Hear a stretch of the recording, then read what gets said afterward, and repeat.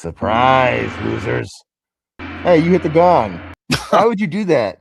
Todd, I didn't know if you could see the gong or not because you had the mask on. I literally always hit the fucking gong. So you have the mask on. Listen, I didn't think you could see the gong. I'm sorry. You guys in the chat, let me ask you something. If you have one guy that hits the fucking gong every episode, and he's got his finger on every episode, and you decided to go rogue and you decided to hit it one episode, don't you think you'd clear it with the other guy so he doesn't cut it off? I didn't think you could see it. I just thought of it. I can look at this shit. I can see the fucking world. I can see through your soul with this shitty fucking bootleg mask. Look at this shit. Look, you could fucking peg me for the killer. I got brown eyes. Yeah. God forbid I was an Asian. They can definitely peg you as a killer. What if I was from China? That would narrow it down. That's a good looking mask though. Where'd you pick that up at? It's really not. It looks good. I know. It's terrible, dude. No, it looks fine. It's just this is stupid. But really, come on. The gong thing is like fucking annoying. Let's do it again. All right. It's lost. It's fucking over. Hi everybody. Todd fucked up again. Oh, come on. Did you cut the eyes out? No. Look. It's just it's probably just like for the pussified generation where it's like, oh, we don't want people to get trick-or-treating. We don't want them to get hit by a car. So let's clear this up a little bit. The cloth is like transparent. But when I was a kid, this shit was black. Yeah. It should be completely black. I don't recall having a problem seeing through it. Yeah, I don't know why it's like that. That's ridiculous, man. This was bought about 7 years ago at Spirit. Oh, that's a Spirit mask? That's a terrible Spirit mask. This is what Spirit is shilling for Scream mask, and it's an official Scream mask. I think I got mine at Party City for like $10 and it was up knockoff. It actually fits really nice and it feels nice. But my damn kids took it somewhere. I can't find it. It was sitting back there for like 2 months. We were supposed to be 2 killers, right? I know. 2 Scream killers. Yes. Now I've got to be Scott Foley from the third one, the lone killer. Yes. Todd doesn't have his mask. You be Jill Roberts. How about that? I've been sweating. You be Jill Roberts. Sweating like a fucking pig in this thing for nothing. Yeah. And I didn't even get my gong. I'm sorry about your gong. Well, anyway, let's say hi to everybody. Yeah. I don't know how much longer I'm going to wear this. I'm not going to be wearing it for the commentary because, like I said, I'm going to A, pass out, and B, you guys aren't going to be able to understand, I think. Can you guys understand me? A little bit. You're a little muffled, though, but... Let me see if this helps. This helps. Is your tongue going through that? Yeah. That's a little sick, dude. That's gross. It's like the Scary Movie one, dude. Speaking of that, this Scary Movie, dude. We need to do this sometime. It is I am the killer. Yes. Unmasked killer. I tell you what, if our life was a Scream movie right now, it would be my honor to be the killer and to fucking make Todd my Steve and gut him like a fish on stream right now. Just because of the gong, dude. It's like it makes no damn sense, dude. Okay, hi. I feel naked without a hat. King, what's going on, man? Grab a hat, dude. We got a couple minutes before the stream starts. Good Lord. Let me say hi to everybody real quick. Yeah, what's up, King? How's the weather where everyone is? Well, I'm in Phoenix, so we don't have any snow, but you were asking me in the chat if we get any snow in Arizona. Pretty much an hour north of Phoenix, it all gets snow, but it just the elevation ramps up quick past Phoenix. So you're just up in the mountains when you get a little further up there, but we don't get it here. But it's kind of great because if I miss snow, I could just take a day trip over to Sedona and see it. I'm in Nebraska and it is 1 degree right now. No snow, which is nice. So it's, tolerable. Be careful if you don't get ice though. Nah, I don't think there's supposed to be ice. I sent you a video of the fire truck sliding on ice in like a house and car today. Oh, really? It was just like a fire spinning out of control, yeah. And it like domino affected some cars and shit like that. And luckily I haven't had to take the snowblower out once this year, so it's been nice. We're supposed to be getting snow here in Texas. Yeah, everybody keeps talking about that, but isn't it like 2 inches though? Don't you guys in Texas like freak out over? Yeah, but they don't have like snow plows or anything like that. So they should start investing. They don't treat the streets because they never get it. Reminds me of when Ted Cruz took a vacation when Texas got hit hard. Yeah, he did. Remember that was all over the news, and Texas was like a state of emergency, and he was caught at the airport going to fucking Cabo with his family. And then when somebody like caught him, he played it cool, like he was just dropping them off, and he turned back and went home. But he looked dressed for vacation. Cabo beach shirt, dude. No, he was gonna bail on everybody. He's got the Hawaiian shirt. He's got the straw hat, dude. He's ready to go. Sipping a Hawaiian punch out of a coconut. Yeah. Fucking asshole. Guy looks like I don't know, some kind of like bottom dweller fish, dude. He's always lying. He's lying Ted. Lying Ted. It's also, I put that up there. Oh my gosh. Let's see here. Satan, it is nice to see you. We're glad you're here. The weather in Arizona is nice. I can't complain. I just stay in my house for 3-4 months out of the year. I just don't leave. Sure. They're already calling off work for Sunday, but we have to make it up for Friday. That sucks. Okay. Yeah, fuck that mask, dude. Yeah, cut the eyes. That'd be funny, dude. Well, I should at this point. If you were gonna like compromise the mask anywhere, make it to where I can talk out of it. Yeah. Can you imagine if like this was like cloth, dude? You can just see my mouth and chin and my fucking buck teeth. Oh, fucking stupid. Oh, that's funny. It's like, who's the killer? I wonder. The Ghostface mask I have still has the black eyes on it. I ordered mine off Amazon. Yeah, I'm telling you. Some are good, man. Some of the knockoffs are really good. I just don't the OG one that I had when I was a kid. First of all, they don't smell the same. Like it is the same material, but it's not as strong. Like the rubber had such a potent smell on my original one from the 90s. Yeah. You know, they probably like traced it back to chemicals and brain damage and slow kids and stuff and decided to back off or whatever they were using to make it. I don't know. Scream technically came out on my birthday, so there's that. What's up, gamer guy? Awesome, dude. Like your actual birthday, like the day that you were brought into this world, or just the day of the year? Because how old are you? No, that would make you not even 30, right? Oh, he's got to be older than that, right? Gamer guy? You're at least 50, dude, right? Gamer guy? Kidding. Yeah. He's younger he's than a little us. younger than us. He's you got to be like in your early 30s, right? Let's see here. Yeah, I feel bad for Ghostface actors in the Scream films having to wear those masks. You can barely breathe in them. Well, yeah, the stunt guys, because it's stunt guys playing them most of the film. They have it. They're the ones that have it tough, dude. When the actor steps in, they have to just do it the one scene. They get to rip off the thing or whatever and take all the credit for the stunt guys. And then guys like Stu get to like fake the voice and be like, surprise, Sidney. Like that sounds nothing like the guy. You know, clearly we got an actor, but we also had to kind of like believe and buy into like that tech, dude. Oh, with the voice changing tech, voice changer. And then in 3 where they had like it's like in bed, right? In the mask or something. Oh, in 3? No, it could actually do any voice you wanted. So it could be my voice in the Scream. Like, yeah.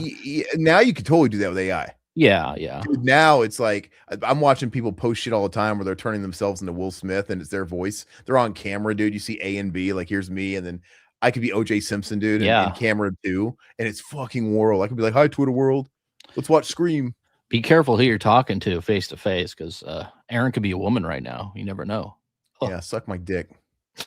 My big clit. Hey, what's up? Ghost in the Dark Kills. You're a Scream fan, I can tell.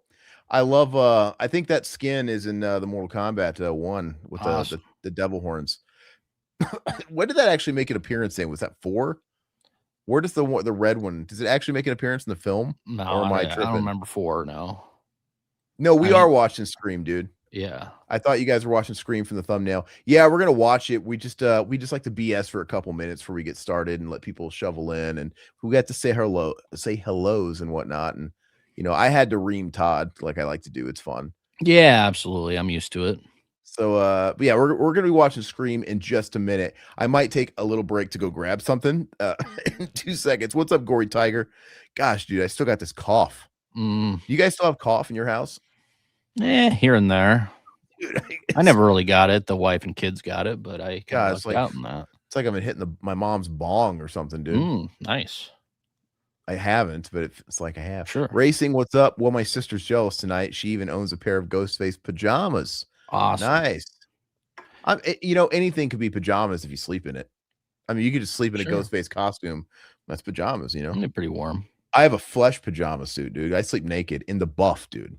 Oh yeah, we've heard about this. Yep. but I'm not a total cretin, right? I'm a nicely groomed, shaved beluga whale. So, I'm not leaving any DNA evidence for any crime scenes, Oh, They're anybody like, be able to pick out my crime scene, dude. Find the pube. They got it with like a fucking pair of tweezers. Like, we got them. You're not going to find it from me. A gray nipple hair anywhere. Yeah. Yeah, we're going to watch Scream in just a minute, Ghost. Thanks for joining us, man. Give us just a couple minutes. What's up, wrestling? How you doing? Wrestling. It was fun chatting with you earlier in the comments of the short we posted. He's not a Billy fan. Oh, okay. And that's what I like about the Scream fans, because everybody has their own unique person that they like. They have their own movie that they prefer over the other ones. So it's kind of a, he's a bigger Stu guy. Okay. That's understandable. I get it. Knowing that Monster Jams Freestyle Mania in Newark's only a 3-show weekend due to snow. Son of a bitches. Okay. Wow. So you were born when Scream came out. Wow. You're 29 going on 30. Yeah. Gosh 30 dang. years. Yeah. So not only are you a few years younger, you're like a decade plus younger. Wild. Must be nice. It'll come for you too. Yeah. Don't worry about it. But then we'll be 50. Moon Tiara, how you doing? Welcome aboard. Ghost says my mask has a white spot on the mouth. Should I get the one from Scream TV series? Oh, I forgot all about that show, and I remember what the mask looked like. Was that series any good? I never saw the series. Yeah. MTV series. I mean, I would wager no, but I think it was on a few years. I watched it at the drive-in movie theater, Gothic Vibes. Moon Tiara, I still got my original mask from 97, a bunch of newer Scream masks like the Mummy, Zombie, Scarecrow. You gotta be careful with the mask collecting, because I'm afraid to get too far into it, but dude, Tots just announced the MK2 Classic Ninja line. Oh, I saw. Yeah, those look buy all of them. I have to. Yeah, they look fucking sweet, and I'm gonna wear them on the game channel. And like, you guys are gonna know it's us. We're gonna go on the game channel, and you'll just see a couple of fucking dorks as Sub-Zero and Scorpion. I call Reptile, dude. The Reptile one's awesome. But I'm gonna have all 4 of them. Okay. I'll be interchanging them all night. Hey, but I gotta say, I will make an excuse to wear it. We will do Mortal Kombat. When the Arrow movie comes out, when they drop it, we're gonna redo the Mortal Kombat commentary. And you bet your ass I'm gonna be one of those ninjas, dude. I can't wait. Let's see here. This is gonna be at least my second time rewatching Scream 1 this year. I watched it around Christmas and then again now. That wasn't very long ago. Do you guys want to see dark romance in Scream 7? Dark romance? Is that like you mean like Jungle Fever? Dark romance? You'll have to fill us in there, Ghost. Yeah, glad to have you aboard wrestling, man. It was fun talking to you. Gamer Guy, you're just a baby. He is, dude, and I feel like we've known Gamer Guy for a long time. We have, dude. Yeah. He must have been listening from a very young age. I guess I forget that sometimes. It's like time goes by so fast. I was going through the picture archives, every now and again, especially here lately, in the Discord, which you guys can all join to. It's free. It's linked in the chat and stuff and the video. I've been posting old pictures and stuff, and I posted a couple of pictures I hadn't seen in a while from the convention that we met Gamer Guy at. There's a great one where me and Todd had to share a bed, and Todd insisted for some reason that this night he couldn't make the exception not to fucking sleep in the nude. So he's like clearly no clothes on, and I'm like next to him in this bed, dude. It's funny. Oh, really? Okay. It's in the Discord, Todd. Look at it. Probably, dude, hotel rooms are always hotter than hell, dude. I gotta at least sleep without my shirt on, man. And I'm wagering it wasn't a king bed, because I'm a little close to you still. It's probably not. Like a little full-size bed, dude. You're probably on the very edge. It's funny because I'm like that with my wife now. I'm on the very edge. I always sleep on the very edge, yeah.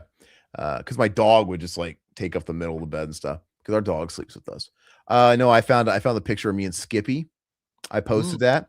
I found the picture of me and Joe Bob. Dude, I look like a midget next to Joe Bob. He's so tall. Yeah. And some other stuff. Sid Haig, yeah. I think I did. Yeah, I found that. Dude, see, what happened is I was cleaning out a closet, and I found my old laptop from those days. And I haven't had it. I haven't used it in like fucking 10 years.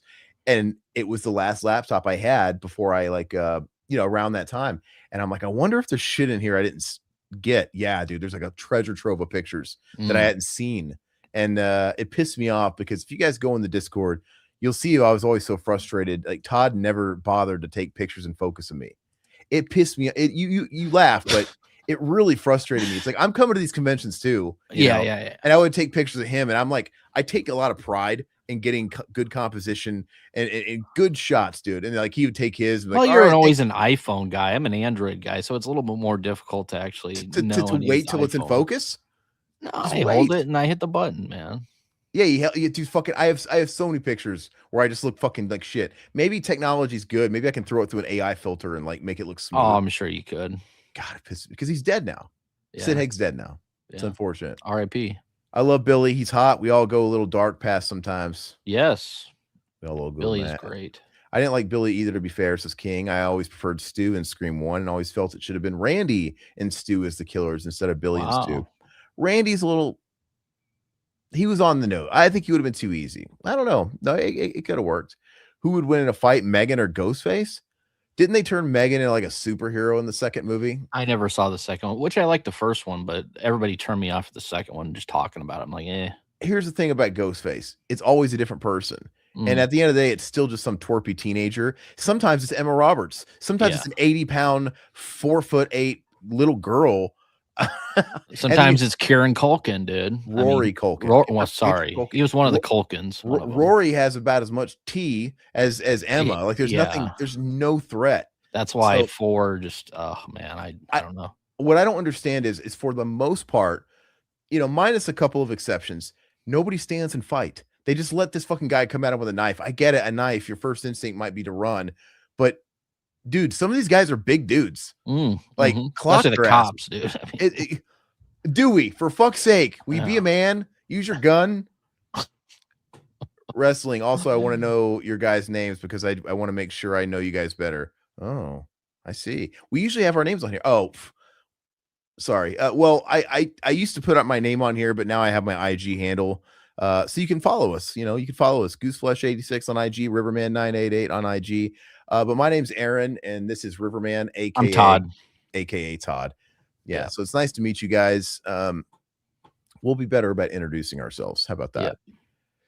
Oh, let's see here. We're gonna start. Dark romance is like a fantasy that girls have a slasher romance. Oh, okay. I dated a girl once that like was weird like that. Okay. She was always trying to get me to wear masks and weird shit. Wow. Okay. I'm like, I can't fucking breathe. Can you imagine? Like a tight Michael Myers mask like that, dude? Like you can fucking hardly breathe in that. It's like that would be like erotic asphyxiation. What about like a leather like zip mask in the back, dude, with like a I don't know, some sort of ball gag in your mouth? Well, you're used to being the gimp, dude. It's like just tell me. I'll call you Zed. Rest in peace, Zed.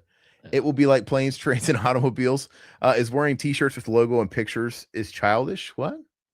No, I t-shirts with logos and pictures is childish. I wear any t-shirt. I don't care. I mean, go to our Discord and look at the photos I posted. We're wearing nothing but our Revival House logos everywhere, being shills, dude. You got to cut Dewey some slack. Dude got took out for the final act of Scream 1 and 2, so he didn't know how to deal with Ghostface like Gail and Sidney. Well, and he was also a rookie, right? He's like a kid, basically. I think he's like 25. Wrestling, I got a theory for Stu Macher. What if he's coming back for the 7th one, leading into how was the first movie? Because all that he ever wanted in life was to be successful. I think I think we established this on the tier list we just did. We ranked everybody in the first 3 Scream movies Wednesday. Next Wednesday, we're going to rank everybody 4 through 6. But we established that they've got guys like, I think it's Scott Foley, people that are obviously dead are coming back. So it's going to be like flashbacks or something. But I don't think Stu is. I think Stu is legit still going to be alive, but I think it's just going to be. I think I think the other cast members is a red herring. They'll be a part of it, but he's alive, and I feel like he's going to be a Hannibal Lecter. Yeah, I do like too. They're just literally going to go and talk to him and get intel. True. Whether he's like a reformed Christian or he's like pulling the strings from inside, like maybe he had a son or a daughter, just like Billy had a kid in high school, apparently, with Barara. And I feel like either he's just going to be filler to kind of help lead him in the right direction, like in Manhunter, or he's going to be secretly pulling the strings and it's going to be a little bit of A and B there.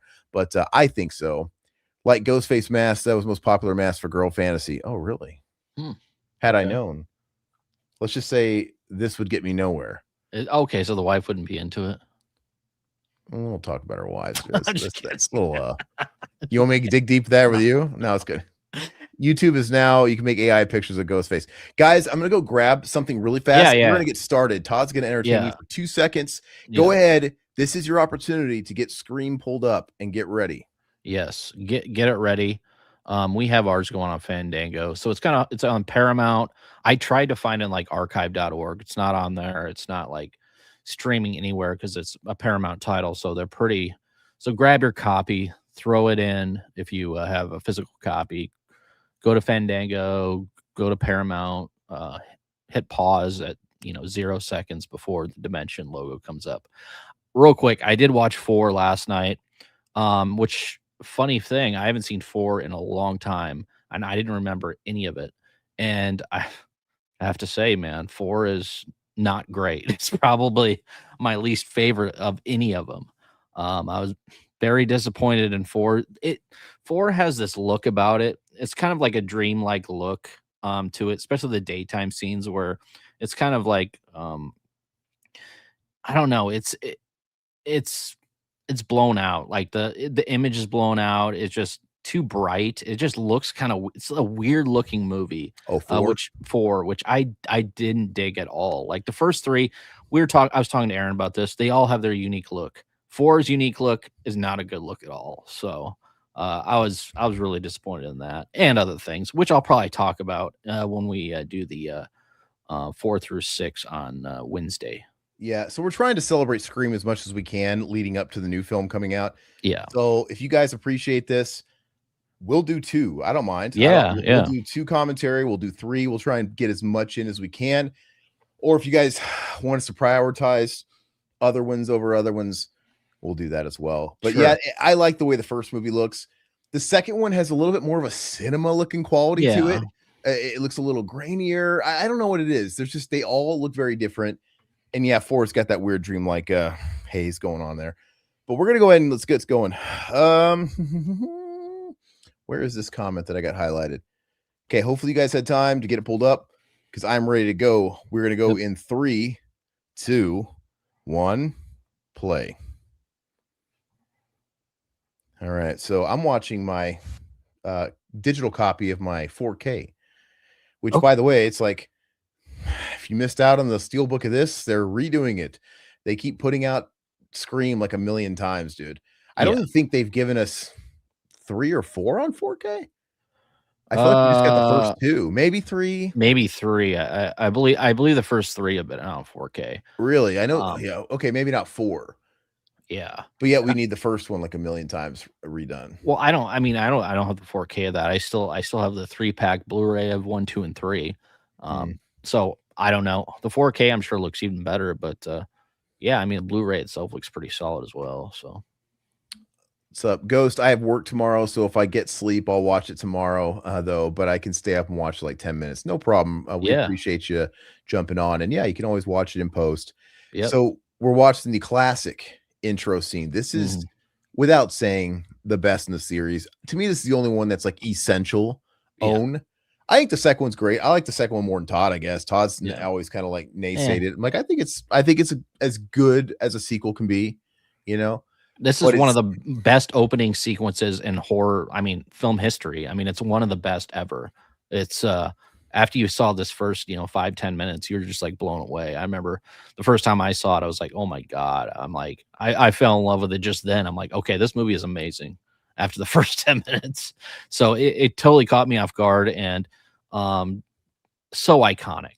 It kind of reminds me of Friday the 13th Part 2, where we're following her in like her apartment, the way it's kind of like tracking her. Yeah. Obviously she's not, she's talking to her mom on the phone in Friday the 13th Part 2, right? Yeah. So it kind of reminds me of that, but yeah, it's iconic. And obviously it birthed the whole, what's your favorite scary movie? Sure. It's hard to believe that it's 30 years old.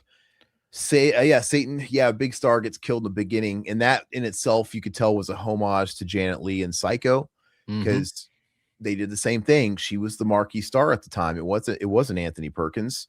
He was new blood, and same thing here. Drew Barrymore was established. They marketed her. She's the lead on the poster, And, you know, if I recall, I'm sure the trailers danced around. They showed all the scenes from this, and it just kind of gave you the impression that she was in the whole movie. Yes. So Yeah. they totally pulled a Janet Leigh and flipped the script and killed their star in the first few minutes. And it's incredible. And luckily, it's a ballsy move, but just like Psycho, by the time Janet Leigh dies, you're so invested in these new characters like Norman Bates and everything else, you don't care. Yeah. And that's the thing. And, you know, Drew Barrymore doesn't even last as long as Janet Leigh. And you're so invested after this intro. This is how you do an intro. You know, in film, they have what they call the inciting incident. You know, I mean, there's no hard, fast, steady rules to how this works in screenwriting, but the general rule of thumb is you kind of want the inciting incident, the thing that's going to jumpstart our plot within the first 10 pages, aka 10 minutes. This is like fucking flawless. Oh yeah, absolutely flawless. Because if you're not invested before the title card shows up, the movie's not for you. No, I mean, it sets the tone. No one is safe, you know, in this film, which is, I mean, that's perfect. That's exactly what you want in a horror film. I mean, at least me, but also the fact that, like, you know, she's flirting with everybody, or flirting with the killer on the phone, is just so different. It's weird, dude. I mean, you've heard, like, you know, killers on the other end of the line, but they're asking you what your favorite scary movie is. They're kind of flirting with you, and then they go off the rails on you, and then they end up. I thought we were gonna go out. Yeah. So let's fun fact. Did you know that Scream was inspired by the Michael Jackson song, the Michael Jackson and Janet Jackson song? I love that song. Was it? No, I don't know that. I didn't know that, but I like, love that song. Oh, that's a cool title. We'll steal it, like, in that sense. Well, originally I think it was supposed to be called Scary Movie. Yeah. So yeah, it was called Scary Movie, which would have been really on the nose as far as, like, okay, we're being meta. Yeah. Because as a kid, I didn't really, I mean, I knew they were making references and stuff like that, but I wasn't getting that, you know, as a fucking 9-10-year-old, whatever I was. Sure. I wasn't digging that deep. I'm like, oh, it's a slasher movie. So if they called it Scary Movie, I think I just probably would have been a little put off by it. You know, like, what the fuck is that?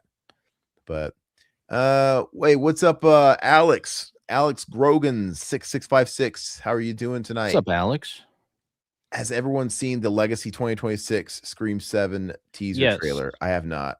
Yes, and that's why I actually wanted to start doing some of these Scream, because I was kind of excited when I saw the Scream 7 trailer.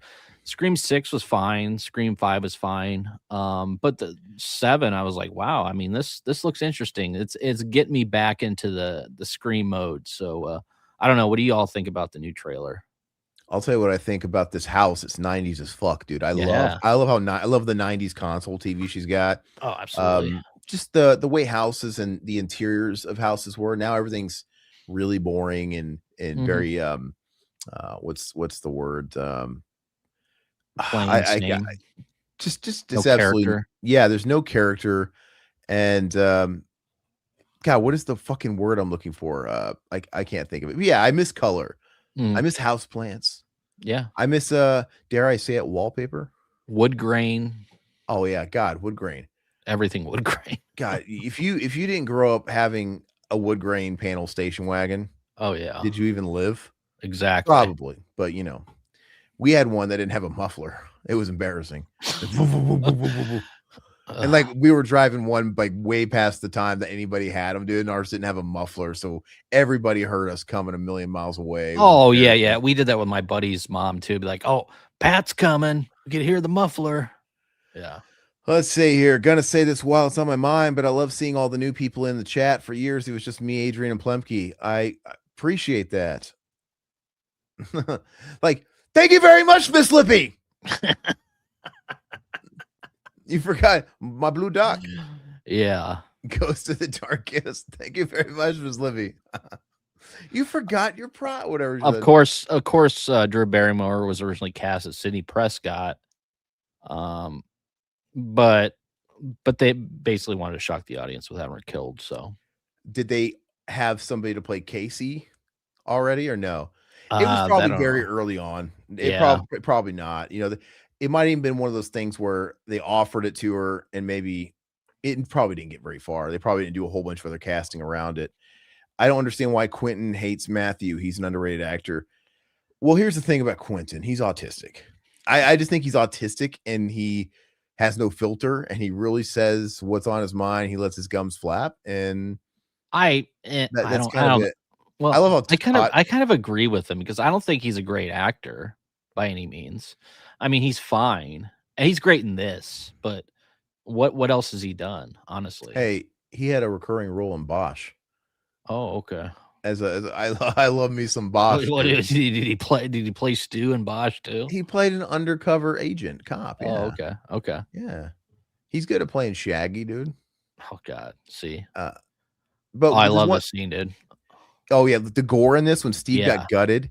Yeah. It looked so gnarly. And that was the moment where you knew he wasn't fucking around. It was more than just a prank, dude. I'm like, I always wondered too. It's like she must have seen him do it. Cause it's like, how does he go in there? Cause it looks like he's doing it from behind him, but that makes no sense. He has to be like reaching over and gutting him. Oh yeah. I don't know. I want to see everything she saw. But yeah. Anyway, but there's one thing about the whole Quentin Tarantino thing is, if anything, that's really 100% how he feels. He's just like super, really out there with it, and whatever. That's his opinion. That's totally fine. Everybody has opinions. I mean, people don't like our opinions, but everybody has one, so it's fine. Yeah, I mean, a lot of people don't like our opinions. I read in the comments all the time. Yeah, absolutely. Especially on TikTok, dude. Yeah. Oh my gosh, it's the TikToker people that they're like everything we post in all our shorts, like bad take.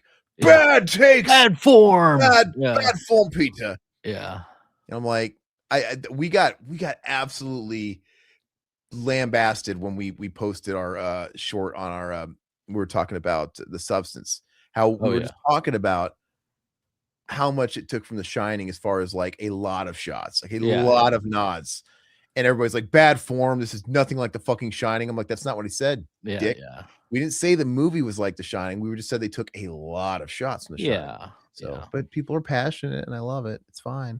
Yeah. QT is a good director with some massive L takes. That's just opinions. Yeah. That's just all that means. I'm sure I have some takes that would be considered L's for you guys. I was going back and forth with people in the comments today about Emma Roberts. Some people are saying she's one of the best killers in Scream franchise. I think she's horrible. She is. Yeah, awful. I think 4 in general is weak for killers. 4 is movie stinks. Even though there's a part of me that kind of likes the idea of like the film club, the film geeks, and it's like Death Part 2. Rory Culkin's kind of like that kind of nerd, but I don't remember 4 that well. Isn't he basically going along with it because isn't he in love with he's the boy. He's the boyfriend. And then she kills him at the end because there can only be one. So, yeah. I got to rewatch it. Hey, man, she should have checked a pulse, dude. Maybe Steve was still alive. Yeah. She just like looked at him and said, fuck. You have his entrails hanging out there. This is so awesome. Even down to where it's like slow-mo, dude. And she gets stabbed in the heart. Oh, it's so powerful. Yeah. And the fact that her parents are right there. She's so close. Yeah. And honestly, more often than not, you might think, oh God, what it must feel like to be Casey in this scenario, right? Because it's like she must be so scared. I'm actually thinking, God, what is Ghostface? What is Billy thinking? Or whoever this is, because it's like the parents are there. He's like, I gotta fucking get this done now because they're gonna find out in 2 seconds, and this bitch can't, like they're there. Yeah. No, do you guys know in the fandom, do they actually have it threaded together to where there was Billy Stu? Yes, definitively. I don't know. You know what I mean? Like, or is it because I know that helps the grand scheme make sense? Like, oh, that's why, we thought it was him, but it's not him. Okay, there's 2 killers, but did they actually tie up all the loose ends to where if you did the homework, you could plant him? Like, this is obviously Stu. Oh, no, this one has to be Billy. This one has to be Billy because in the next scene where they're all meeting by the fountain outside, members, how do we know you're not the killer? He's like, because he was with his girlfriend all night. Yeah. So Billy's the killer here, 100%. Oh, I'm sure Billy was a killer here. No, yeah, because Stu had the alibi. Oh, that's right. Yeah, you're right. That's what I'm saying. He was with his girlfriend. Yeah, you're right. So I think they do. He's like, I didn't say you did. Once you know who the killers are, it's actually more fun watching this movie. Usually when a whodunit is spoiled, you kind of done. You've seen it once. Yeah. But this one's great because now you see how they interact with each other, and it just makes it more fun. Because he's like, how do we know you didn't kill? He's like, I didn't say you did. Like they're kind of like giving each other all these like little winks and nods. It's really cool. Well, and I mean, Wes Craven, I mean, it totally caught me off guard when I first saw it. Like, I didn't know who it was, honestly. Like, I mean, I was younger, maybe people that were older that saw it, but they knew, but I had no fucking clue. You can only do this kind of twist once, and that's they could the two look. I love that dude. How did he pull that off? That's enough. Yeah. How did he pull that off? But you can only pull the kind of twist they did in this first movie once. The two killers, nobody saw it coming. No. And they kept doing it, but they had to like keep upping the ante somehow. It's like, well, let's make it Billy's mom. And oh god, how do we make it fresh in the third movie? Let's actually do one killer because everybody will be thinking it's two now since we did it twice in a row. And then it goes back to two, yeah. And then it's like after that, it's like, God, what do we do now? And I think in 5 it was 2. It was Jack Quaid and the girl who played Nora, Mikey Nicholson or whatever. And then in 6, it's like, well, let's just make it be everybody. We got like a million killers. It's like 3. It's like, oh gosh. So I'm wondering if they're gonna do the thing in the new movie where it's like they do the cult movie thing where the whole town's in on it. Oh, it's like Woodsboro, like it's like a whole cult of them. I hope not. I hope I haven't predicted the movie. One thing I do like about this Scream franchise, though, is they talk about older films. I mean, for the younger generation that's actually getting into, you know, horror films, they bring up these older titles like, you know, Halloween, all these Texas Chainsaw Massacre. Yeah, and it kind of interests the people like, okay, what are they talking about? Maybe I should check these movies out. The older films, you know, not just the remakes and stuff like that. So I like how they throw that in there to pay homage to like some of the older stuff. So go back and watch the old stuff too, if you're into the new stuff. Question. So Billy sneaks through Sidney Prescott's room here into Go Girls poster. First of all, these are like mid-90s girls, so they're kind of still into the early 90s and 80s music spillover. Yeah. But what is Billy's real motive? Because he seems like the boyfriend that wants to get some and she's being prude. Does he really want to lay her, or is it part of his sick fucking shit? It's the whole like you're not a virgin anymore. It's part of the movie thing. Is that why he wants to fuck her? Yeah, I think it's both. Like you can't be a virgin. Like I gotta you know, because that breaks the rules type of thing. And I also wonder if he showed up at her house right after killing Drew Barrymore, if it was a good point. If it's supposed to be like an alibi. Yeah. Where she could say, oh, he was at my house around that time. You know, I don't know.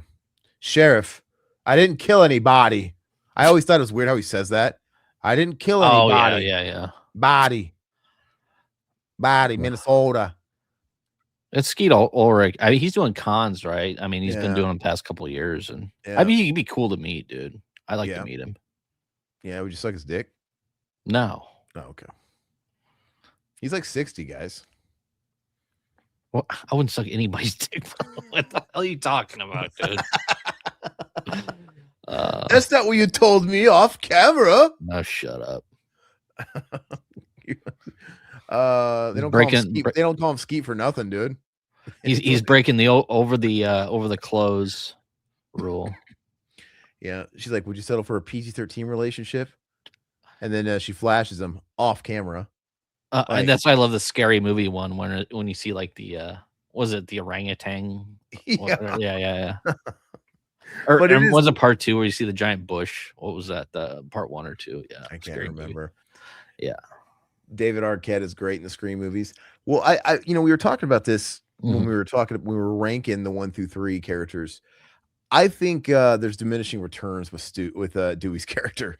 I think he's great in this movie. I love how he's like a super rookie and he's a newbie and he still lives at home with his mom. His sister's ragging on him. And I love the scene where he's like, hello. After it's like, dude, it's already over, dude. Yeah. I think he plays the green around the gills cop really, really well. And he's awful in 2, dude. He is the more experienced he gets, the less I like him. Because it becomes more about a thing about him and Gail. Yeah, and I don't. Well, I mean, he's not terrible in like 3 and 4. I really didn't care. Like he was fine there, but in 2 especially, dude, he is just God. They make him too doofy, dude. I mean, doofy, dude. Yeah, doofy. They make him doofy. I mean, I the doofy dude. Yeah, But It's like that, dude. But he's awesome in the first one, and I mean 3 and 4 he's fine, but yeah.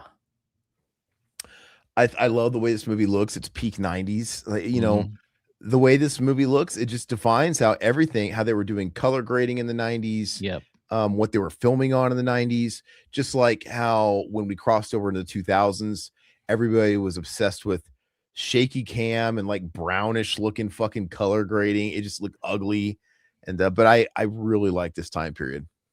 Yeah. Very colorful. Like even down to Gale Weathers' dress. Like that's so 90s. That lime green, ugly ass fucking thing with shoulder pads.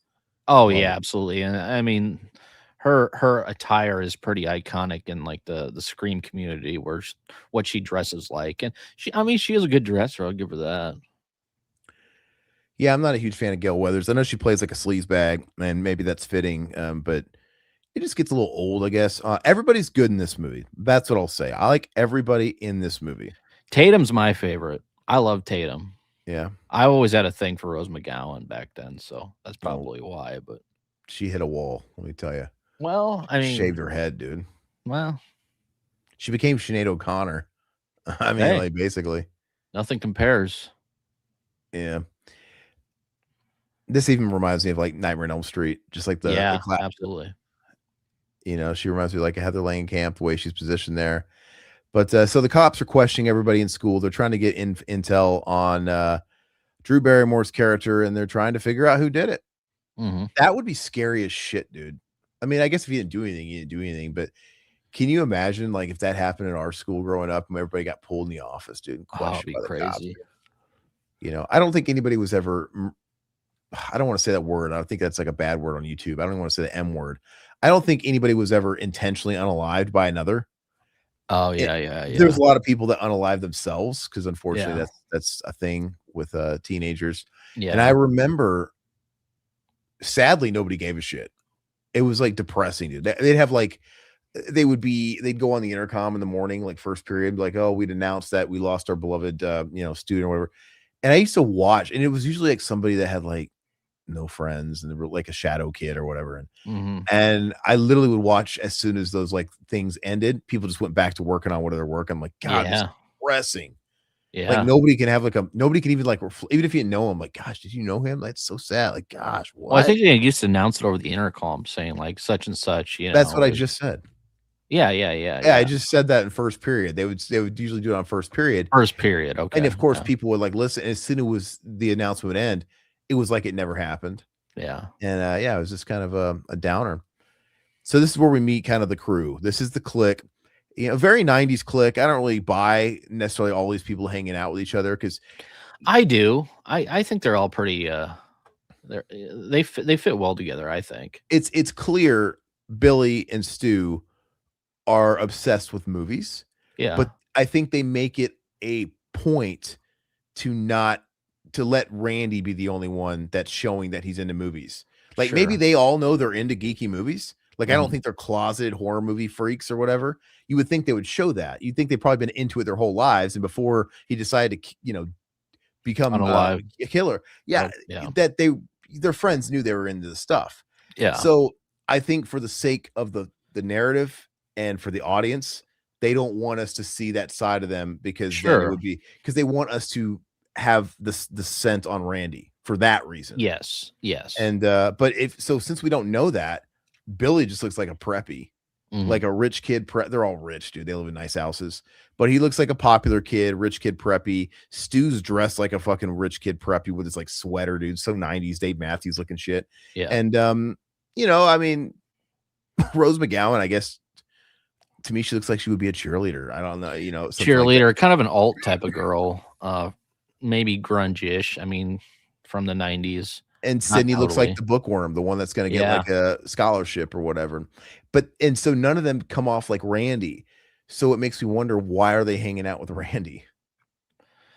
I would think Stu and Billy might be. Are they in some sort of like film club or like? Because I know they did that in part 4. You think they'd all hang out together? Because I mean, in the actual film, I mean, they all got together and watched horror films, of course, in the party. Well, they were throwing a party. Here's my theory. Throughout this whole movie, I feel like you could blame it on tensions because there's the whodunit and there's people getting murdered. But I get the feeling that Billy in particular doesn't like Randy very much. I agree. Yeah. Yeah. And so maybe he knows that he's in love with his girlfriend because Randy's like, I think that's it. and for that reason, my theory is that Randy is that hanger on her. Yeah. Let's just say Stratum Clan Z. Yes. He's that guy. I know exactly what you're talking about. Maybe he was friends with one of them since they were a little kid, so he's kind of like baked in, but no one really likes him. Like maybe he grew up living next door neighbors with Sidney. You know what I mean? And he's kind of like they're like a package deal type of thing. That's kind of the impression I get. And same thing with the party. I mean, like, those guys usually will show up at the parties too and stuff like that. And I don't know. God, yeah, even her house, man. Her house is totally not like, it's a big throwback. I mean, it reminds me of growing up. The entertainment center. Yeah. And the couches and God, can you remember when TVs were square? It's like, it's weird watching anything in that aspect ratio anymore. Well, we see that Sidney was with Billy as well. We don't actually see where Stu was. So Tatum could have been lying or Stu could have snuck out. Yeah, I guess you're right. Or it could have been, yeah, I guess you're right. He could have been with Tatum. He could have slept over and then he could have snuck out while she was sleeping, or maybe she was drunk or high and she didn't really think twice about it and told the cops, yeah, he was with me all night. Yeah. I don't know if they're trying to make us think that hard though. I like to think Billy was the guy in the first movie. I think them putting that line in the film was showing us, okay, it wasn't Matthew Lillard in the first scene. So we keep getting glimpses of Maureen here. So, I mean, Maureen is Todd's favorite. My favorite. I mean, she's the brains behind this the Scream franchise, and she's the reason why it happened. So it's interesting how, of course, we never actually see anything with Maureen, how she died and everything, which is great. I think it's more effective when it comes to all that stuff. So, but it's interesting how they didn't. Did they bring her up in part 2 very much?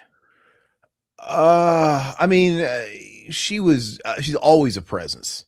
I don't know if they brought her up. They do in part 3. I know that. The thing is we got Cotton in part 2. And so she's always a part of it. Cotton was obviously framed for killing Sidney Prescott. Okay, that's mostly we got Billy's mom. Yeah. So maybe if they didn't say her by name, she's there. Like like you said, she's the catalyst for everything. It's because Maureen, like I said, your slut mother was fucking, caused my, caused my mom to walk out of me. It was fucking my father. Yeah. He's just a mama's boy. And that's all it took was that infidelity. Like, what did you say? She was the town bicycle? Okay. Yeah, village bicycle. Yeah. Village bicycle. I like that. I like how it was just something to make the wrong, unstable person snap. And I love the motive of Billy. I love that. Yeah, he was just a fucking unhinged mama's boy. And that was all it took to push him over the edge. Like, I don't think a guy like Billy, he doesn't start doing this because his mom leaves him. As somebody was pointing out in the chat earlier, I think it was Wrestle God. He was saying that there's a difference between your mom abandoning you and your parents getting a divorce. Yeah, sure. So to him, he's like a Norman Bates type. My mom abandoned me. She broke the family. How do we know that? Like, they probably just got divorced, and because maybe the dad got more parental, who knows? Like, maybe she was totally wanting to be in the picture, but the family got broke up. And so my point is that Billy, something like this isn't like some domino which makes him go nuts. He was clearly nuts before. Sure. And I actually would love, I don't want to see it on film because I hate it when they over-explain, but it would be interesting to know what Billy was like as a kid. Was he the kid torturing animals? Was he doing weird shit? There's obviously a social commentary here, right? Because she even says, "You sick fucks, you've seen one too many movies." Don't you blame the movie? Said it's that whole PMRC thing at the time. Your mom is no Sharon Stone. Yeah. He goes Stone. Oh, but yeah, it's obviously a social commentary at the time. The PMRC and the ratings board and shit like that, and even stuff like gaming with like Mortal Kombat and MPAA and stuff like that. So it's all very, very well done, the social commentary aspect of it. I want to address Master Killius. Killius. I love you guys from the Cody Leach collaboration. Thanks, brother. We appreciate that. Thanks for coming back. Yeah, we're glad you checked that out. Cody's a great guy. We appreciated him coming on and chatting with us, and thank you for hopping on board. We actually have we had Pizzowell, YouTuber Pizzowell. He came on our show last week, pre-recorded, and that'll go up next week at some point. And that was a great chat as well. Yeah, we like this. We like the collaborating and speaking to other creators and stuff like that. And it's fun. It was fun wrestling. And Stu, he killed them both. And then that's how he went to Sid's house by kidnapping Neil while they play music and kiss to Don't Fear the Reaper. It makes total sense. Stu did it all, bro. Stu did it all. Oh man. That would be fucked up if Stu really did everything. Like he really manipulated him to doing everything. Yeah. It's an interesting theory. I think it's what makes a movie like this great, is because they leave so much open for fans to kind of weave together. But and they even did the whole Cotton thing with the trial and all that stuff. They really didn't get too deep into that. They basically just said, she sent him away for a year, to jail before the trial or whatever. And I mean, that's made me hate Sid ever since Scream 1. So I'm sending an innocent man to jail. You got to put your emotions somewhere. She's a kid. She's like a teenager. She's a kid. Dude. I don't know how long it's been since Maureen died. Do they say a year? How long has it been? Yeah, it was a year because that's when Billy and Stu. She was 15. She was 15. So when you're a kid, you see stuff like that in the news. You're influenced by what people are saying. I think you're impressionable, and you have to put that grief and that anger somewhere. I don't necessarily blame her for that. I do love how they. What was she testifying against? What would she say? My mom would never do that. I mean, I don't see. That's why they really didn't get too deep. They shouldn't let her testify again. I mean, how would she know anything? I mean, I don't know, but. Oh yeah, I could be wrong. That has to be two people there because that has to be two people because he appeared at the window way too quick, and he's even looking at the door. I think this one's a two-man job. Yeah, right. I feel like it just has to be that. But I was gonna say kidnapping Neil. Todd thinks Maureen is the catalyst. I think Neil. Not getting the job done in the bedroom, if you know what I mean, and causing his wife to sleep behind his back is the catalyst. The Scream franchise rests on Neil's shoulders due to being a beta male. On Neil's impotence. I love the Dewey introduction. It shows you everything what we need to know about his character in this movie. I love it. Yeah. Martin G. Blast, what's up? Did you guys see Silent Hill? Return to Silent Hill? No, but I have heard unanimously bad things about it. Really? Dude, everybody is just trashing it that I've seen. I haven't seen any reviews on that. So. I've heard not just bad, scathing reviews. It is an abomination bad. Wow. Okay. So I mean, I'll wait till streaming. But I guess it's an adaptation of the second game, which people love that second game. They hold it on a pedestal. So I don't know what they screwed up, but I guess I'll put my own spin on it when it comes out. Yeah, I'll end up checking it out once it hits streaming. I know that people might be shitting on that, but there's a lot of people that love the Bone Temple movie, the 28 years later. Well, that's different. That's actually people are loving that.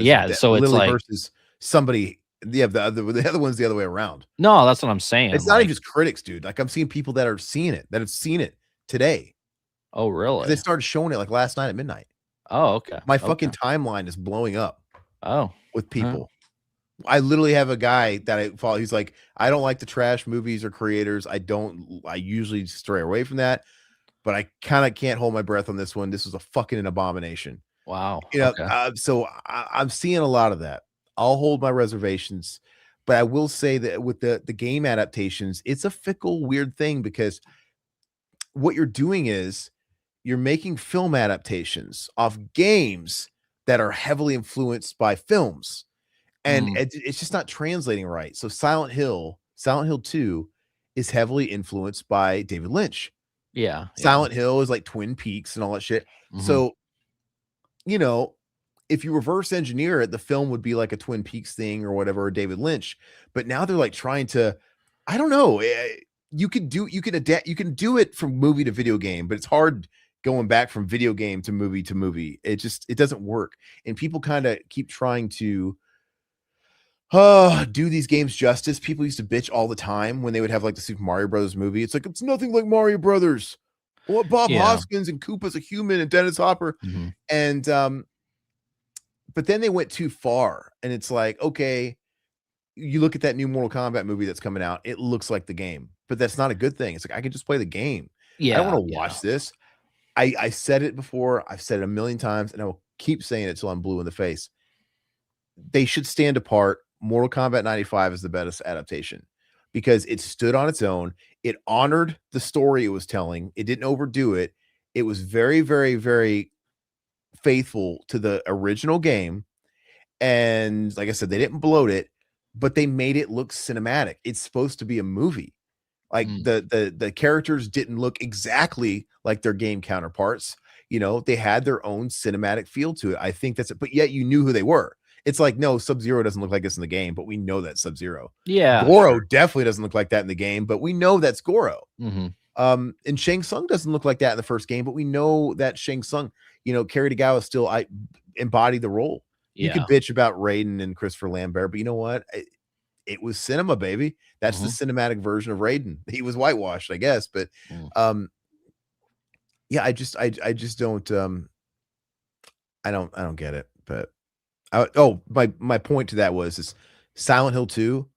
It's just like that Resident Evil Return to Raccoon City, whatever that movie was that came out a couple years ago, where they're like, okay, we're gonna try and look just like the game to a fault because they got one-to-one costumes and set pieces, but then it looks like a fucking cosplay. It doesn't look like a movie anymore. Like, it looks cheesy, dude.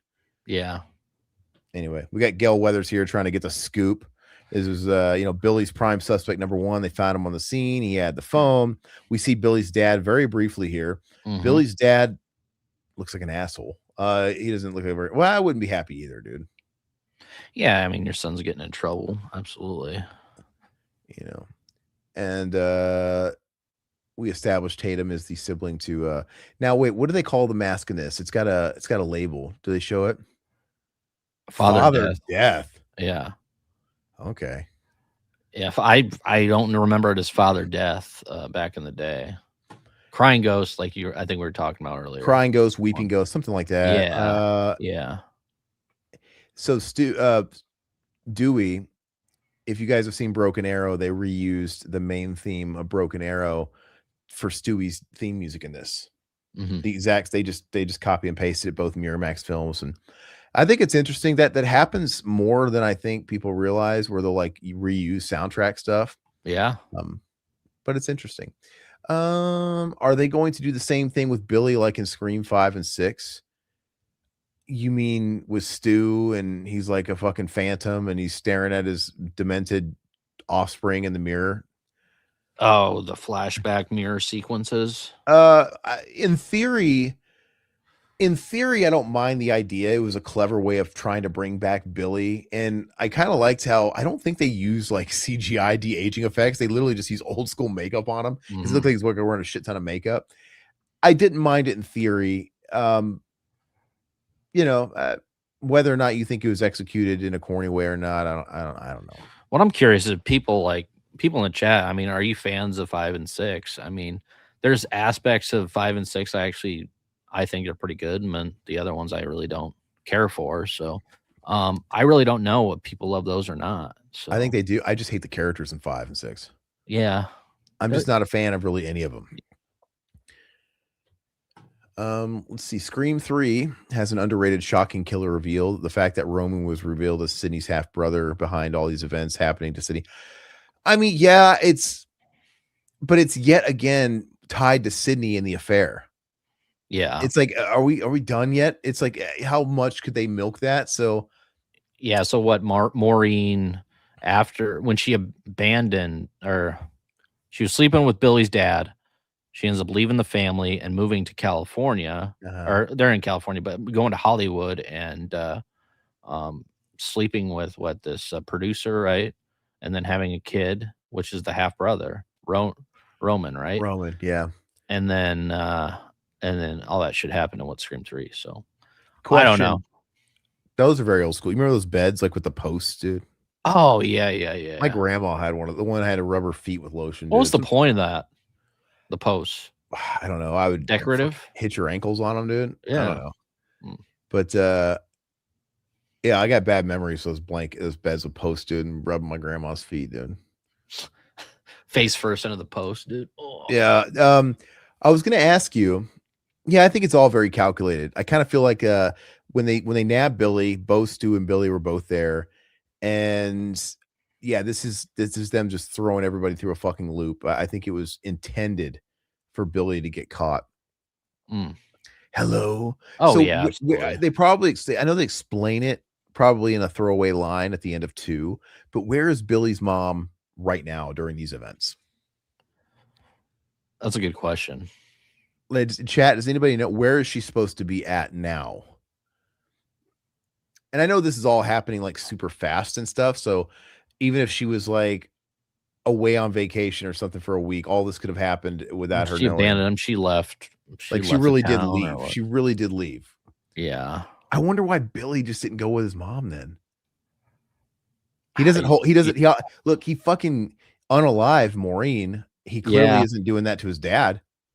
His dad was just as guilty. He's slut shaming. He blames the woman. Unless he actually cares about Sidney, or maybe he does. Maybe that's the reason why he kill her. He's gonna unalive. Oh, you don't think he cares about her, dude? Well, who knows? Maybe he did at one point. He's been trying to bet her down the whole movie so he could actually justify unaliving her for the rules. And like I said, he finally does it at the end at the party. And that's what that's the whole reason. It was all part of the plan. Satan says, I wasn't a fan of Silent Hill, but I know it has a cult following. I didn't like the movies either, but I mean, I love the games. I love the first 2 games. They're incredible. Gamer guy. Yeah, I heard it too. I would suck anybody's dick. Riverman 2026. Oh my god. Vote for me. That's his like vote bumper sticker, dude. Is that his campaign promise? There you go. Some presidents kiss babies. That's one promise I'm not gonna keep there, gamer guy. Sorry. You're gonna elect a task force just to get people of color, bring them to you so you can get down on your knees and flate every one of them. Hold on. I just keep going back to the comment. Todd, why you suck a dick for $1 million? What? You guys are crazy. God, well, if he did, I want half of his manager. I'm a married man, and I am. I set it up. Don't I get like 20%, dude, or 10% of that million? Oh. Todd's very uncomfortable with this talk. Yes, absolutely, I am. It's funny. Come on, it's funny. Yeah. I'm pretty sure Billy only showed up to flirt with Sidney to distract her so Stu can take Sidney's dad. But other than that, I'm not sure what his real motive was. Yeah. No, 100%. I guess you're right. It would have been in that. Yeah, I guess it would have been in that scene that he took his dad, and that had to have been. That had to have been Stu. Because it had to have been Stu. Because yeah, Billy was a diversion. Maybe Billy was a diversion. Yeah. Like, I have to show up. The cops are here, and Stu could sneak out or do whatever he's got to do with the dad. Wasn't the dad just like in the fucking broom closet the whole damn movie? Yeah, he was. Yeah, because his car was in the woods, and then he was in the broom closet. Nobody thought to like sweep the perimeter, like go in the house. Well, I mean, you have Dewey doing the sweeping, right? So that reminds me, there was like was there another story like that recently, or maybe I was watching something where somebody was in the fucking house the whole time? Like, there's no excuse for that. Like, just search the house. You know, it's a crime scene. It was a crime scene. Yeah. Granted, nobody was hurt in that altercation with Sidney, but there was still a home invasion, and there was an attempted M, and they were already seeking this person because they killed Casey, right? So I think I would have searched the whole house, and I think they could have did it. You know, especially if the dad went missing. It's like, oh, we better go back over there. Oh, the last time you saw him was when? Well, I guess he was going away for a work trip or wherever. So that was the alibi. I don't know. The one thing about Scream that I do think is kind of cool, it has the crossover with male female audiences, because I watch a lot of horror films, but like my wife would never watch, like, you know, sick, like cannibal films or whatever. But like when it comes to Scream, like I talked to her today. I was like, hey, you want to go see the new Scream in the theater? She's like, yes, I'd love to go see the new. Like it's one of those films where, you know, it captures age. I mean, my kids would see it. My 5-year-old would want to see it. But well, the difference is your wife wasn't born or around when the night, not, you know, or conscious of it, aware of like Nightmare on Elm Street when it was hip in the 80s. Now, if you guys were teenagers in the 80s, I'm sure she would be like, yeah, let's go see the new Nightmare on Elm, because it was popular. Sure. And so you have guys like us that watch stuff that was before our time, and we love it. So Scream was right in your guys' era and her era. So this is very popular. So yeah, she's gonna have that like attachment to it. And a lot, like you said, it has this like mainstream appeal in that regard. But you would think, oh, if everybody likes Scream because it's relevant during this time and you guys love it, well, then you would like other horror movies. The majority of people would be like, nah, I just want to watch Scream. It also has like kind of a Dateline type of feel, like a Netflix. Like you go on Netflix, you see all these, you know, like it's like a Lifetime movie. Lifetime. It's always the boyfriend, dude. Exactly, but I mean, it's done a lot better than that. But that's what probably gives the appeal to it. But I mean, it caters to pretty much everybody, which is smart, you know. Skeet's actually a pretty great guy. Oh, okay, awesome. You get to meet him wrestling. Oh, yeah, I was thinking Billy, like, oh, the Billy character. Yeah, I'm pretty sure Skeet's a nice guy, dude. I mean, yeah, I'd love to talk to him at a con. I think these guys, you know, the guys like Matthew Lillard, he really shouldn't care about what Quentin Tarantino says, because yeah, you can't compare yourself to like the people that are getting invited to the Oscars, because that is like 0.0000001% of all actors. Where these guys are at, 99%, 99.8% of other actors, because they're in the second percent, where they have this career where they can go to conventions, they've got franchises under their belt, and they've got the horror fandom. The other 98% of actors would kill to have this. So absolutely. The fact that Skeet Ulrich is known as the OG Ghostface, that's huge. And dude, I mean, that is definitely better than being like a character actor that nobody knows your name. I'd rather be a guy I'd rather be a Robert Englund than, I don't know, Yaphet Kotto. I love those guys. I love guys like Yaphet Kotto and things, but he's one of those like, oh, it's that guy. He's in a lot of big movies, but he's that guy. I think these guys haven't made in the shade, dude. They don't have to. Maybe back then though, horror had a bad stigma around it, and back in the 90s and the 80s, they weren't doing conventions. Sure. I think it's different now. Now, yeah, I mean, now guys like Jason Patrick are in fucking Terrifier 3 because their careers are in the toilet. And like, well, shit, I can get that convention money. I can add another 8x10 besides Lost Boys to my table. Fuck yeah. Now it's like printing money being a part of a horror franchise. Is this the Diarrhea Twins, dude? Yeah, it kind of looks like him. Yeah, she's hiding out in the stall. They're talking shit about her, and yeah, it's pretty upset. But then Ghostface is in another stall. Pervert, dude. Yeah. So is that Stu or is that Billy? She just saw Billy. So it's Stu. But you know what? They're in high school. So they have to be in class as an alibi. And Billy would have known where she was going. He just saw her. Like maybe he could have like followed her. It's a little bit of a stretch to be like, hey, Stu, I want you to watch us from afar while we're having this conversation. Don't bother going to class, you know, because it looks like they're in between classes, right? Yeah. Or it's actually quiet. So it kind of seems like it's in class, like they're late. Class has already started. I don't know. What do you think of Neve Campbell? Do you think her acting is good, or are you a fan of Neve Campbell? You're not a fan of Neve Campbell. I think she's just fun. I like everybody in this first movie. I like everybody in this first movie. I think she's the weakest link, if you ask me. I think she's totally fine.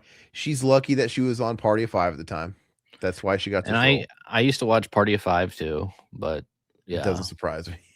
What? I watched 90210, Party of Five, Melrose Place. Yeah, Melrose Place. I used to watch that with my parents. Melrose Place. Bro sounds like Tyler Perry Medea when he says anybody. Yeah, I didn't kill anybody. Body. I wonder, because when you're filming, you would have like cut like, all right, Skeet, talk normal now. I've always wondered if he said that because he was being dishonest, and like I don't know, you would might exaggerate the way you say something because you're a bad liar. I didn't kill anybody. You know what I mean? Yeah. It just seems like he was trying to lie. I don't know. It feels intentional. Wrestling, Dewey in part 2 was understood because he was, I wouldn't say he was goofy. I think he was more in a serious type of way, especially after what had happened to Gale. So, yeah, no, of course. He'd been through the shit in the second movie. He was walking with a limp. Yeah. Trauma was probably prevalent. But I just like the innocent Dewey. I like the innocent, silly, I like this Dewey. We can relate to this Dewey. Sure, absolutely. And I do interchange and mix it up. Like, oh, we've all been there with the vacuum. Like, oh, that was Doofy, not Dewey. I always think about that too.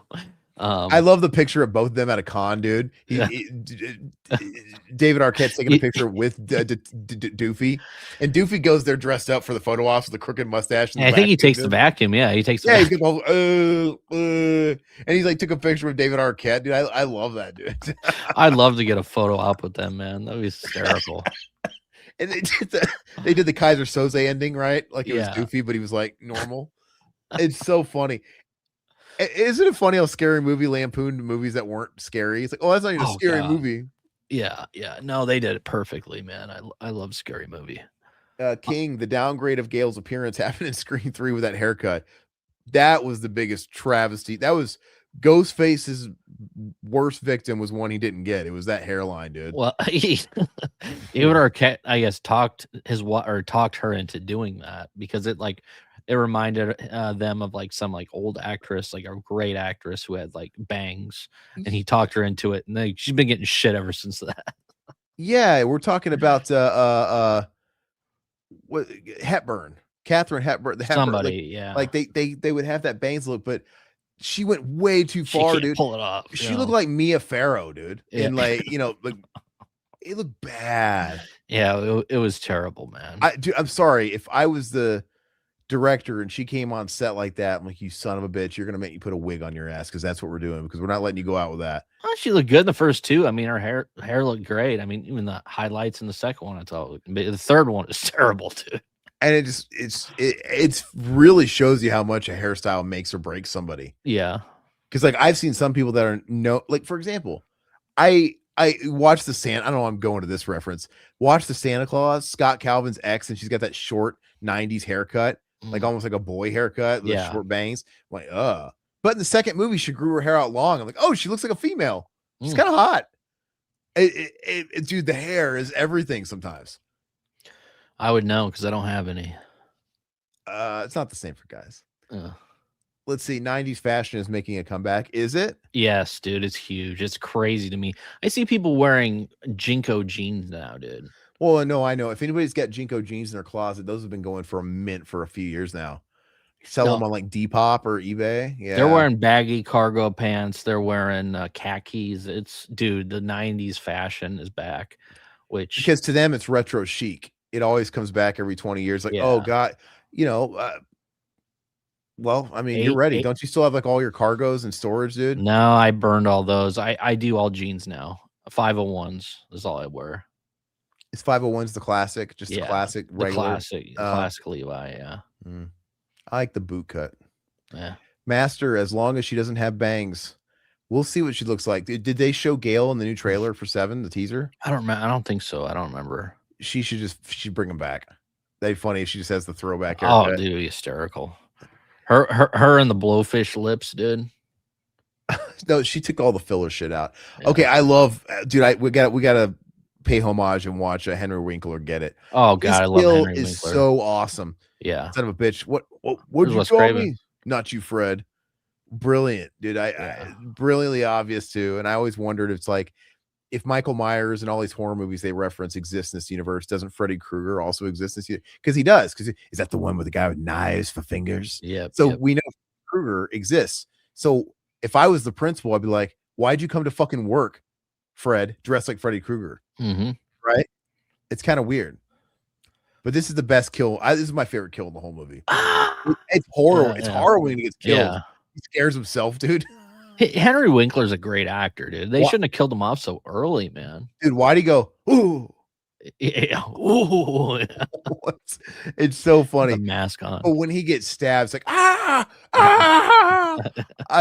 love it. Oh, here you go. Oh. Yeah. He's pretty believable there, dude. I mean, yeah. Yeah. Oh, that's great. Yeah, that's a great kill. That's a cool shot. Poor Fonz, man. I would have cut his nose hairs, dude. I could sit on it. Yeah. I love it. Telling somebody to sit on it today sounds like sexual harassment. Probably. Back then's like, what does that mean? Sit on your ass? Sounds like sit on my dick. I don't know. Dave Matthews, gosh, I hate that band. That was Riverman's favorite band in high school. He had a big old poster on his wall. I was like, lift me up, Lord, every day. He was like, listen to that stuff, dude. No, I loved Dave Matthews, especially in the late 90s, early 2000s. Yeah, I dig jam bands. I did back in the day. Nowadays I can't listen to it. But I mean, they're talented. No, they're a talented band. Their live stuff I still listen to, but like studio wise, no, I can't listen to any of that anymore.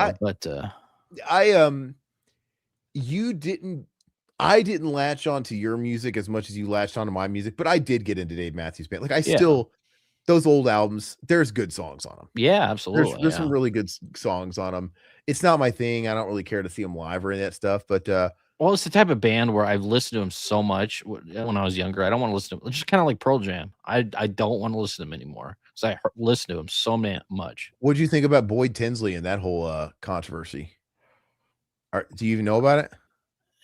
What was it after what's his name died in the Carter Buford passed away? Yeah. No, it was after that. So like a few years ago, basically Boyd Tinsley got Me Too'd.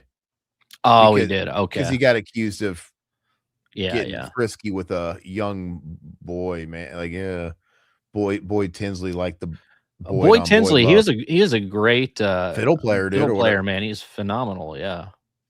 Oh, let's see here. Satan says he agrees. Rose was hot, and then Master as well. I love Rose for sure. I love Rose. I like how you don't even like dance around. You're just like, I'd fuck her. What is that, like Michael Berryman? I'd fuck her. And Devil's Rejects, dude.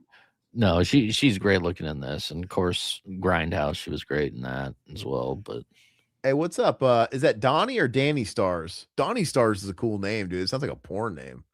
Donnie Stars. No, just watching some Scream, man. Yeah. Twitch listener. Hopefully you're following us on Twitch. Everybody, we are on Twitch. We simulcast out there as well. Let's see. King, Twitch, YouTube, and we're trying to get on TikTok, but that's taking a little while. We're on TikTok. Oh, you mean streaming on TikTok? Streaming, yeah. I'm working on that right now. It didn't help that Randy was antagonizing Billy throughout the film. Every time he was in the room with Billy, Randy was pointing fingers at Billy. You're right. Yep. And he even says it here at the video store. I'm telling you, it's Billy. How do we know you're not the killer? I love this scene because it's 90. It's a video store. Yeah. I love the fact that Randy works at a video store. Mm-hmm. What if it's a father? What if it's a father? Does Stu work at the video store as well, you think? It's like, the father's a red herring. I'm telling you, it's Billy. What's that? Stu works. What's that? Stu works at the Blockbuster or whatever it is. Oh, he does too. Okay, yeah. No, not Stu. I think Stu's hanging out. Oh, okay. I think it's like they're because Billy's there too. Yeah, Billy's there. They're just there picking up movies.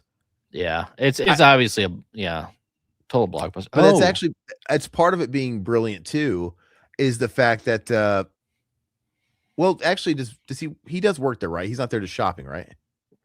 I think he works there, man. Yeah, I was under the impression he worked there. But this is how hip they were in the 90s. Everybody's there. Like Billy just happens to be there. And the brilliance of this movie and the Randy character is he was right the whole time.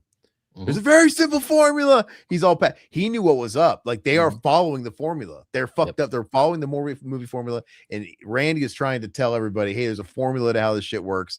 Nobody wants to listen to the geek. And yeah, he's right. The father was a red herring. It's Billy, and that's 100% what it was. I could totally see this too. I mean, I used to hang out with my buddies in the video store too. Like when I used to go out with my brother, his friends, we'd hang out in the video store for hours, dude, just walking around, looking at movies, that sort of thing. So it's totally believable. Is this where they're playing Red Right Hand when they're doing like the curfew? Yep. Close for curfew. Let's see here. Hey, I gotta go to bed. See you guys tomorrow. Hey, later, wrestling. We appreciate you showing up, and yeah, come back and finish it tomorrow. It'll be up for you. No worries. Good to see you, be sure to, like I said, next Wednesday we're gonna be streaming the ranking of every character from 4 through 6. That will be including the same people that were in the first 3 movies, because there is arcs with them. Like I said, I like everybody in this movie more or less. They don't always like stay good. Like, some movies I don't care for Dewey as much. And, Sidney gets a little old for after a while, but like Sidney said in the final act of 1, you pansy ass mama's boys. Yeah. Billy got so heated over that line. Yeah. He's a Norman Bates type. And even down to we all go a little mad sometimes. Anthony Perkins, psycho. Yeah. What's later? Let's see here, King. Well, Billy clearly got his traits from Nancy, and we see how crazy Nancy is too. I think Hank was the most sane one out of the Loomis family. No, 100%.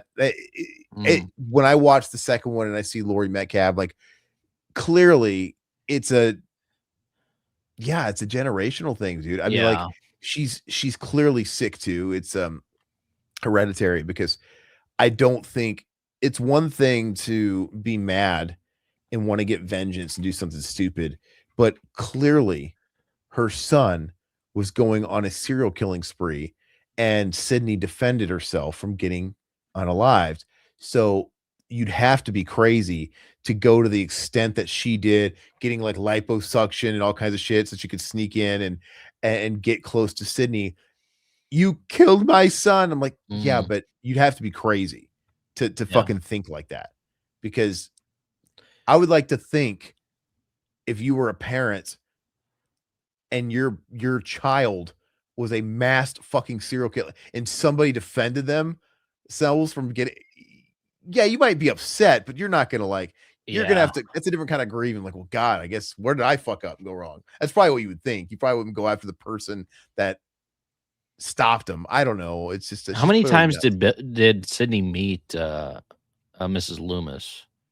You think? Did she meet him at all? I mean, like, how long has she been dating Billy? Do they say? No, I don't remember. But so, she might have known, even though she got the lipo. But who knows? Regardless, it's like they went to school together. They maybe still. It's probably not a big town. She probably still knew her, but she knew her well enough. Like, oh, you look so different, or what? She basically called it out that she wasn't a cow anymore, or whatever. Yeah. I like how Billy's dad was into the hefty honeys, dude. I always wonder how fat she was. Like, oh, was she like really big? Oh, good old Rose dressing like she's from the 70s. I love it, dude. Yeah, she looks like a fembot from Austin Powers, dude. Yeah. I like the well, no, that's funny you say that. We're talking about Jinkos and stuff because it's retro chic to kids. In the 90s, the 60s and shit was making a comeback. Like, I think honestly, look at it. Everybody look at the blue flowers. That looks like something out of Austin Powers. Yep. Rose McGowan, her whole color palette that she's wearing looks like the Brady Bunch furniture. Oh, absolutely. House. Yeah. Everybody's wearing bright colors and everything is coordinated by the wardrobe department. Like no one's wearing the same colors. Like, one of them's wearing the bright blue, one of them's wearing the bright red, one of them's wearing the fucking puke green. I love it. And like, what's her face? Courtney Cox. Gail. She's always wearing something super bright, dude. Oh, the red coat's iconic. I love it. I love Kenny the cameraman. I feel bad for him, dude. Yeah, R.I.P., dude. She treated him like She's shit. so mean to him, dude, and she didn't give a shit when he died. And he's just dude, he's just trying to fucking make a living, man. Even the cameraman from part 2, I mean, he survived, I think, didn't he? Yeah. I think so. The black guy, right? Black guy, yeah. I don't remember him getting the axe. You know, it's funny how like, Gail makes fun of his weight. What did she say? What did she say? I know you're about 50 pounds over. What did she say? How 10 pounds, 50 pounds? Yeah. I don't remember what she says. 50. I think it was 50. But like, she made it seem like, oh, when as a kid, dude, you're like, oh god, he's so fat. Huh? She made the fat joke. He's a fat. Now, as I've gotten older, and of course, I've met a lot of obese people in my life. Now I'm like, Kenny's not fat. Oh, he's like me, dude. No, Kenny's like a little portly, but he's not obese. No, it's like, dude, fucking Jared from Subway used to be obese, dude. What's his face? Boogie 2988 is obese. You wouldn't see those guys walking around doing like action news video. Give my boy Kenny a little slack, dude. Love Kenny. Let's see here. Hey, what's up, Nightmare Files? Hey, Creator Gang, how you doing? What's up, brother? I think you're new here as well. Welcome aboard. Don't assume gender, Todd. I said brother or sister. That's all I said. Cotton wasn't that innocent, though. Cotton got himself in that position by getting into an affair with Maureen. Like Todd says, she was the village bicycle. But the punishment didn't fit the crime. No, it didn't. I mean, Cotton was just looking to have fun. You know, I mean, he was just looking to get a piece, and he got thrown in jail for a year for it. So interesting. Yeah. And I think it was always a really great touch how we saw Liev Schreiber as Cotton on TV in one scene. The fact that they got the same actor to actually play him in a full-fledged role, I love it. It's like world building. And I thought Cotton's a great character. That's why I was like, why did they kill him off so early in Scream 3 in like the first 10 minutes? It's kind of weird to me. Oh, it's like Walking Dead, dude. Everybody in the new season has to. Oh my gosh, sorry. You got to see those nips, dude. And I always talk about the scene. The scene's great, but you know, in the mid 90s, we had sensors on our garage doors. So would she really have gotten caught up in the gears of that thing and gotten her head crushed like it does? I don't know, but it's a cool effect. Todd made the point of, well, maybe he cut off the sensor. I'm like, maybe. Yeah, but it's the garage door would still work. It's very calculated. Who told her to go out and get drinks? It's calculated. Who told her out to get beer? Was it Stu? Yeah, I think so. Yeah, Stu told her to go out and get beer. And I don't know who this would be at this time. I guess it would probably be Billy. You would think Billy would be doing this one. Be Billy. Well, unless he's not. Because I don't think he's at the party yet. I think he shows up at the party after this, right? Yes. And sees Sidney. So it's clearly Billy doing this. Yeah. But I love the way this whole scene is shot. I still have that refrigerator, by the way, in my house. That same refrigerator? Yeah, dude. It's the same one? Yeah, same one, dude. Classic, just like white. Oh yeah. Same brand and everything? It still works. Is that a GE? Looks like I don't know. You still have it in your house or like in your garage? No, my house. Oh, you just got like a small fridge? Yeah. Oh, I couldn't live. My fridge in the garage is a small fridge. The beer fridge, everybody calls it. We just keep like sodas and all that. My mom took over our fridge in the main house, dude, the big double door one. Like basically the fridge in the garage is where we keep our food. I have to go outside for my food, man. And she'll be like, do you have room outside in the fridge for this? I'm like, no, that is your fridge. You're not taking my fridge too. God dang. Like we have no room out here, man. Let's see. I think I did notice the third Ghostface in Scream 1 while watching this in December. The scene in the store with Sidney and Tatum. There's a Ghostface stalking them. Maybe that's Roman. Wait. In this movie, hold on. I did notice a third Ghostface in Scream 1. While watching this in December, the scene in the store with Sidney and Tatum, there's a Ghostface stalking them. Maybe that's Roman. I think that's a stretch. I don't think they George Lucas this, and I don't think Kevin Williamson wrote out all 3-4 movies at once, dude. That's a bit of a stretch. That's fun. Lore. I like when she's just like pelting with beer bottles, dude. Yeah. They wouldn't break like that, by the way. Oh, the beer bottles? No. They wouldn't break on it. They would bounce off his not head. until they hit the ground. Yeah, but that's what are they like make that the movie beer bottles out of like sugar glass or something. Sugar glass, absolutely, yeah. But it's funny. Oh, we knew Big Tits McGee, but her tits are already through it. Yeah, I don't see a sensor on there, dude. No, there's no sensor on that. Yeah, how convenient. But look, would it still do this much damage?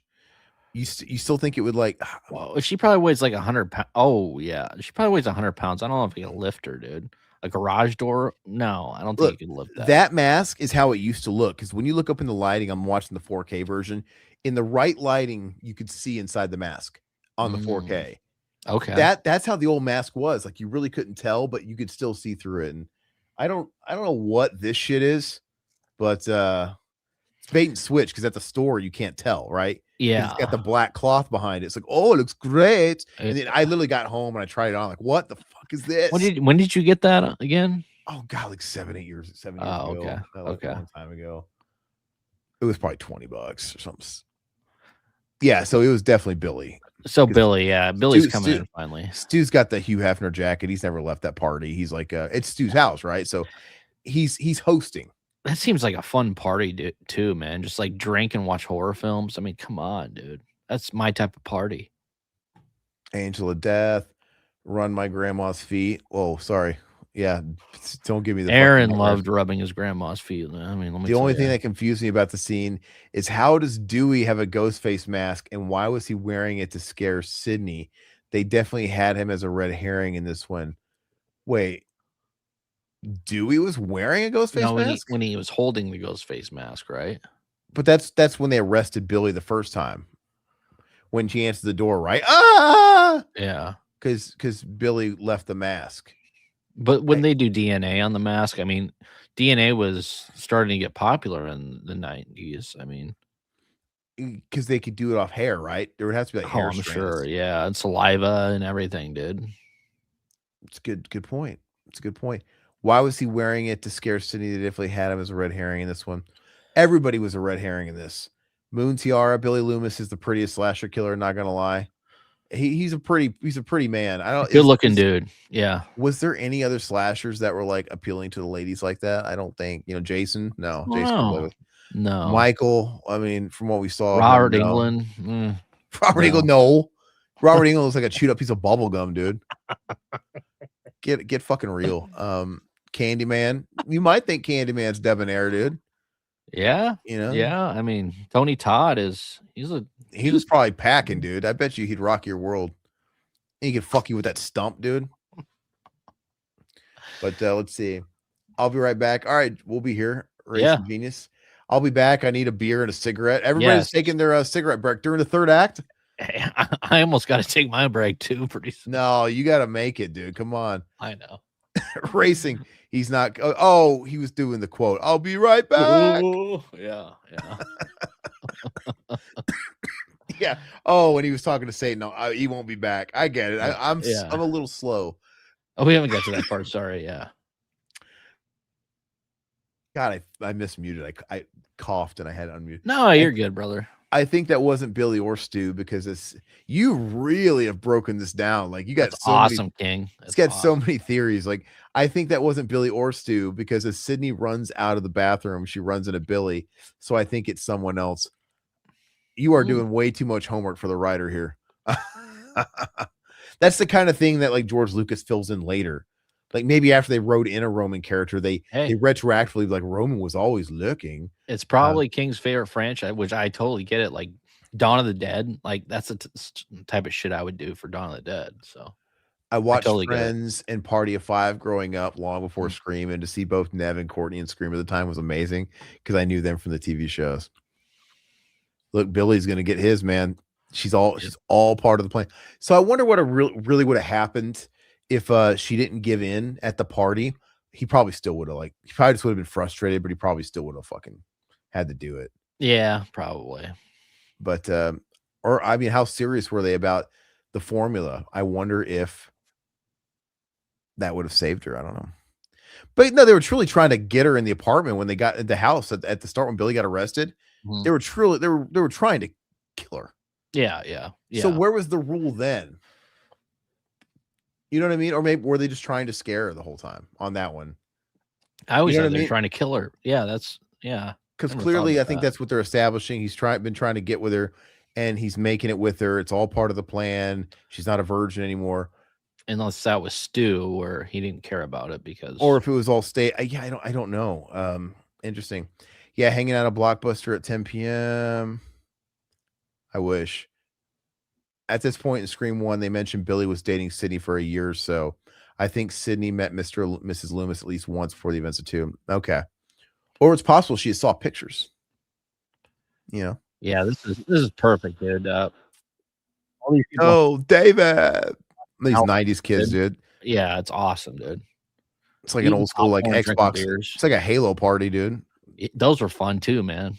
Everybody just bunched up on a couch, man. Yeah, pre-internet days, absolutely. Yeah. Wish I knew who killed who. Mm-hmm. Yeah, I mean, good to see you, John. Yeah, what's up, John? It was Stu that killed Tatum because Billy was too busy hanging the principal's body on the flagpole at the time Tatum was murdered, I believe. Do we know how much time has passed? I know they find out about the principal at the party. Like, oh, let's get there and take him down. Yeah, but quick, it was daylight when he got killed at the high school. Is it not unreasonable to think that he got killed when everybody was out of school, like maybe around 4 or 5 p.m. And then here it feels like it's into the evening. It feels like it's 8, 9, 10 o'clock. Yeah. I don't know. I feel like it's totally fathomable that he was killed. He hung him up on the flagpole and then came to the house. It feels like that much time has passed to me. But I don't know. How does he do all this stuff one man though? How did he? I believe him hanging was Casey from the tree, I guess. Maybe he had like something already there, a police, maybe, but it still takes some strength. How did he get the principal Fonz? What do they say? He's like, was he on the flag? Was he on the goalpost or what? On the flagpole? Yeah. How? I don't know. How do you string up the Fonz, dude? Yeah, what's up, guys? I'm a major Scream fan, so I do take notes when watching these films. That's awesome. We appreciate it, man. Yeah. Hey, so more facts you can throw at us. Do it, man. Is there any conspiracy with Kenny the cameraman? Maybe Kenny the cameraman was in on it too, and they sold him out early. What if the killer was Kenny the cameraman and he just got tired of Gail calling him a fat pig one too many times? I know, right? Poor Kenny. One of the best horror climaxes. This third act is perfection. It's so cool. And I can't stress how mind-blowing this was at the time. And granted, we were at the right age, like us of a certain age, because our knowledge of horror was probably only so deep. Like we had seen Freddy, we had seen the commercial stuff. Like it's possible there's other movies that have done similar takes, maybe, but we hadn't seen them. And something like this in the mainstream, never had seen anything like it. Because I mean, like, there's a lot of stuff that's paying homage. Like I said, I think the whole intro is obviously I don't think it's intentional, but it does kind of feel like Friday the 13th Part 2. But it's really a Psycho homage. And when I saw this, I hadn't seen the first Psycho, so all that was kind of like over my head. And you didn't see it? Okay. I hadn't seen the first Psycho in 1996. Had you? Yeah, I saw it. Yeah, in 96, you did? Oh yeah, I did. I hadn't seen the first Psycho. Yeah, I was on a deep dive at that point. No, but I enjoyed it. We kind of talked about when I first saw this. I did see this one VOD, so I didn't get to see it in theaters. My dad ran a hotel. He shoved me into a room, watch all the pay-per-view movies for free. So back then, you go to the hotel, you order all these movies from the front desk. You like call up, okay, order this movie. So I would sit in there while he's at work in a hotel room and do this while he's doing that. And I saw Scream was on there. Okay, I was like, oh fuck yeah, I want to see Scream, because when I went to go see him, my parents were divorced. It was the only time I actually got to like rent rated R films, because I talked about it earlier. Blockbuster was pretty strict about renting shit out. So I did see Scream and I loved it, man. It's a great memory of mine, sitting by myself in a hotel room. I watched it numerous times. I think I watched it back to back. I liked it that much. Well, like I said, it was our like Freddy Krueger of that era. Mhm. It was relevant. All the kids were seeing it, and there were events. Like I think Mhm. that first couple of few Scream movies were when the second one came out. I remember it being particularly huge because there was the anticipation now for the Yeah. follow up, and it was a big deal. And you could even tell um, with the commercial backing, the soundtrack. I actually prefer how this one doesn't have like a traditional OST with like fucking cranberries and Goo Goo That's part Dolls. 2. That's part Yeah, 2, yeah. I know. This one doesn't have that yet. Yeah. And then they started introducing like, hey, let's put Creed on the soundtrack. Let's Mhm. put it doesn't bother me, but like it definitely stinks of a little bit more commercial. For You know, horror films, I don't really particularly like that, but I yeah. don't either, but but it was so big. It's like, hey, let's sell a soundtrack. We need a Yeah. soundtrack. And you say it's for if it was Creed and 3, they had a music video. I could have Yeah. swore What If, which is the second album. They did what I'm sure What If was on one of the Creed soundtracks, or sorry, the soundtrack Scream soundtracks. And I'm pretty sure it was interlaced with Scream footage, Scream 2. I could have swore maybe they were on both Scream 3 and Scream 2. Master P was, like, the big one, Yeah, Scream. Scream. Yeah, Oh, yeah, Cottonmouth King, Suburban Life. You had Dave Matthews Band, Help Myself, which weird because I thought it was Halloween. They played Halloween in, um, part 2. So okay. that's kinda weird how they put that one on the soundtrack. Creed What If is Scream 3, but yeah, they have that video where it's like Everclear, The Swing, you had Tonic, Eyes of Sand, you had Collective Soul, She Said, of course, we talked about that. Sugar Ray, Rivers, D'Angelo, Foo Fighters, Less Than Jake. Yeah. yeah, So but I just yeah, I like the pure, like untainted aspect of the first movie where like, eh, they didn't know they had a hit on their hands. They were gonna like blow a bunch of money on like soundtracks and all kinds of shit, I guess. But yeah, I dig it. I'm well, you had Wait surprised. and Bleed on, part 3. Oh, was it? Yeah, Yeah. 99. I'm surprised Neil was able to survive a week locked in his closet at his house, especially without food or water. Um, I still don't buy that. Yeah, okay, he's in Stu's closet. Oh, you're right, Stu's closet. You're Yeah. right. So yeah, I guess. Well, I don't. Okay, I was getting all mixed up earlier because I'm thinking, yeah, he doesn't make sense for him to be in Sydney's house. That makes no sense. So yeah, they wouldn't have searched. Stu wasn't a suspect, so they wouldn't have searched it. That's funny. So what do they say was part of their plan? They didn't kill the dad. Were they going to They were gonna pin frame it him? on They were him. going to kill him Yeah. there and Yeah. somehow frame him like in a Mhm. standoff or whatever. Yeah. Got it. Got it. Do you Well, want me Stu could have been giving him rations, dude. Yeah, he could've. Yeah. It's possibly could have been giving him rations to keep him alive, a little water. Maybe he had a little like dog bowl in there, dude. Snorting it through his nose, dude. He's got tape in his mouth. I don't know what he's supposed to do. I kinda wanna tell you, when you get a second about the Scream 3 soundtrack because it's pretty poppin', man, it's good. Okay, well, what do you want to what's there to know? Starts out with Creed, What If? I told you it's the lead single. I know. And then it goes into Slipknot, Wait and Bleed. Hmm. You also have Seven Dust, Uh, Fall, what's the song? Fall. I don't know that one. You have Godsmack, Time Bomb. Just another time bomb. Hey, wasn't time? Oh no, time bomb wasn't on the Mission Impossible 2 soundtrack. That was going down. Okay, go ahead. Godsmack sucks. Finger 11, Suffocate. Suffocate. I remember that song, dude. you have a System of a Down, Spiders. Spiders on the wall. Static X, So Real. Incubus, sure like Crowded Incubus. Elevator. You have Dope. Die, Deburn motherfucker, Air. die, motherfucker, die, motherfucker, die. Dope. Fuel, Sunburn. Power Man 5000. Get On, Get Off. Orgy. Get off, get off, get off. Drop the bombshell. Get off. Dissension by Orgy. Stained, Crawl. Then you have Creed. Is This the End? Sounds miserable. That's your kind of. It's only missing Disturbed, dude. But it wouldn't have Disturbed because Disturbed didn't come out till 2000. Otherwise, Disturbed would have been all over that shit. This is 2000, at least January 25th, 2000. Was it? Yeah, that's the soundtrack. I don't know about the movie itself.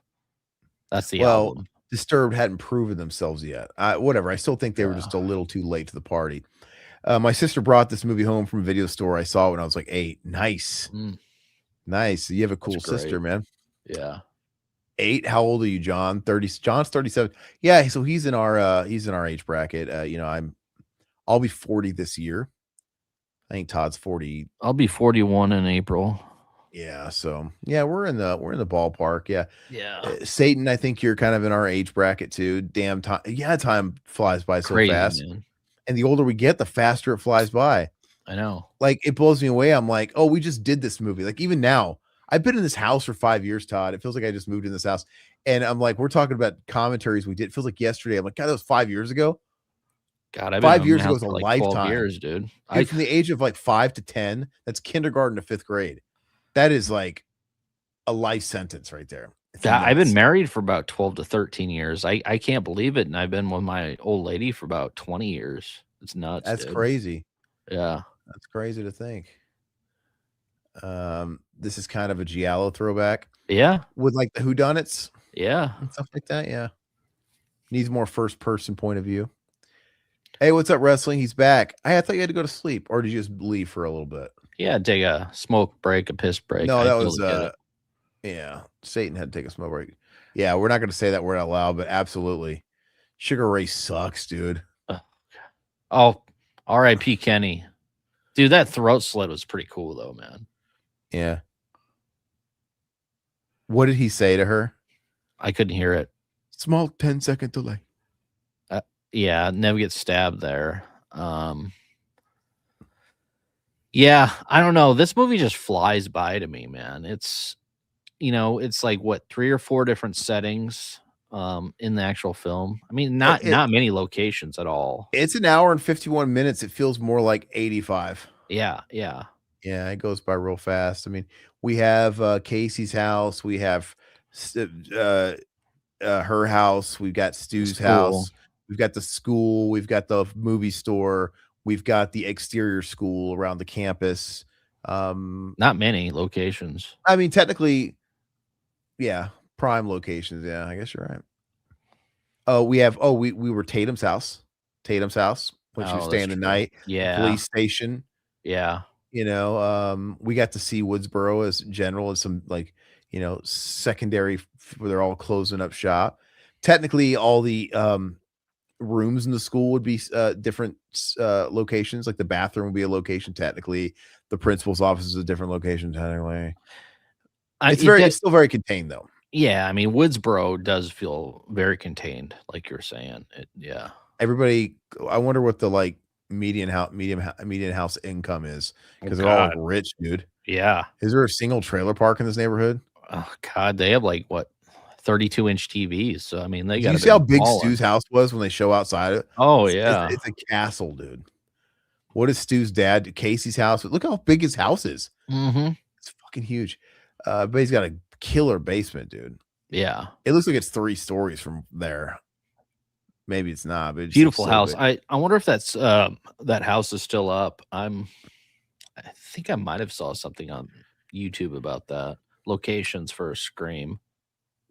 I'm sure Sean Clark did something on it. Maybe, yeah. King says also, I could be wrong, but I heard Dewey was supposed to be killed on that porch at Stu's house after he comes out stabbed, but the writers loved David and decided to keep Dewey alive.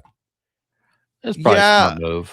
Yeah, smart. They probably felt like, hey, there's something we could develop in the second movie here too with him and Courtney Cox. They do have a chemistry together, him and Gale, in the actual.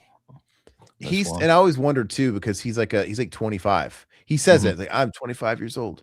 Where he's like, so how old is Gale supposed to be? She says, you're too young to be one of my fans. Is he 32? Let me look. So she's like a cradle robber, dude. Yeah, I guess just look how old she was at this time. We'll just kind of go off that. But when was Courtney Cox born? 64. Yeah, she would have been like 32-ish. Yeah. So she had like probably about 32. 6, 7 years old on him. Yeah. Yeah. Let's see here. Moon Tiara. Remember the scream bit from Jay and Silent Bob where a monkey was the killer? Which movie was that? I remember Jay and Silent Bob were on the Miramax lot in part 3. Hey, it's Connie fucking Chung. Hey, Connie, how's Maury?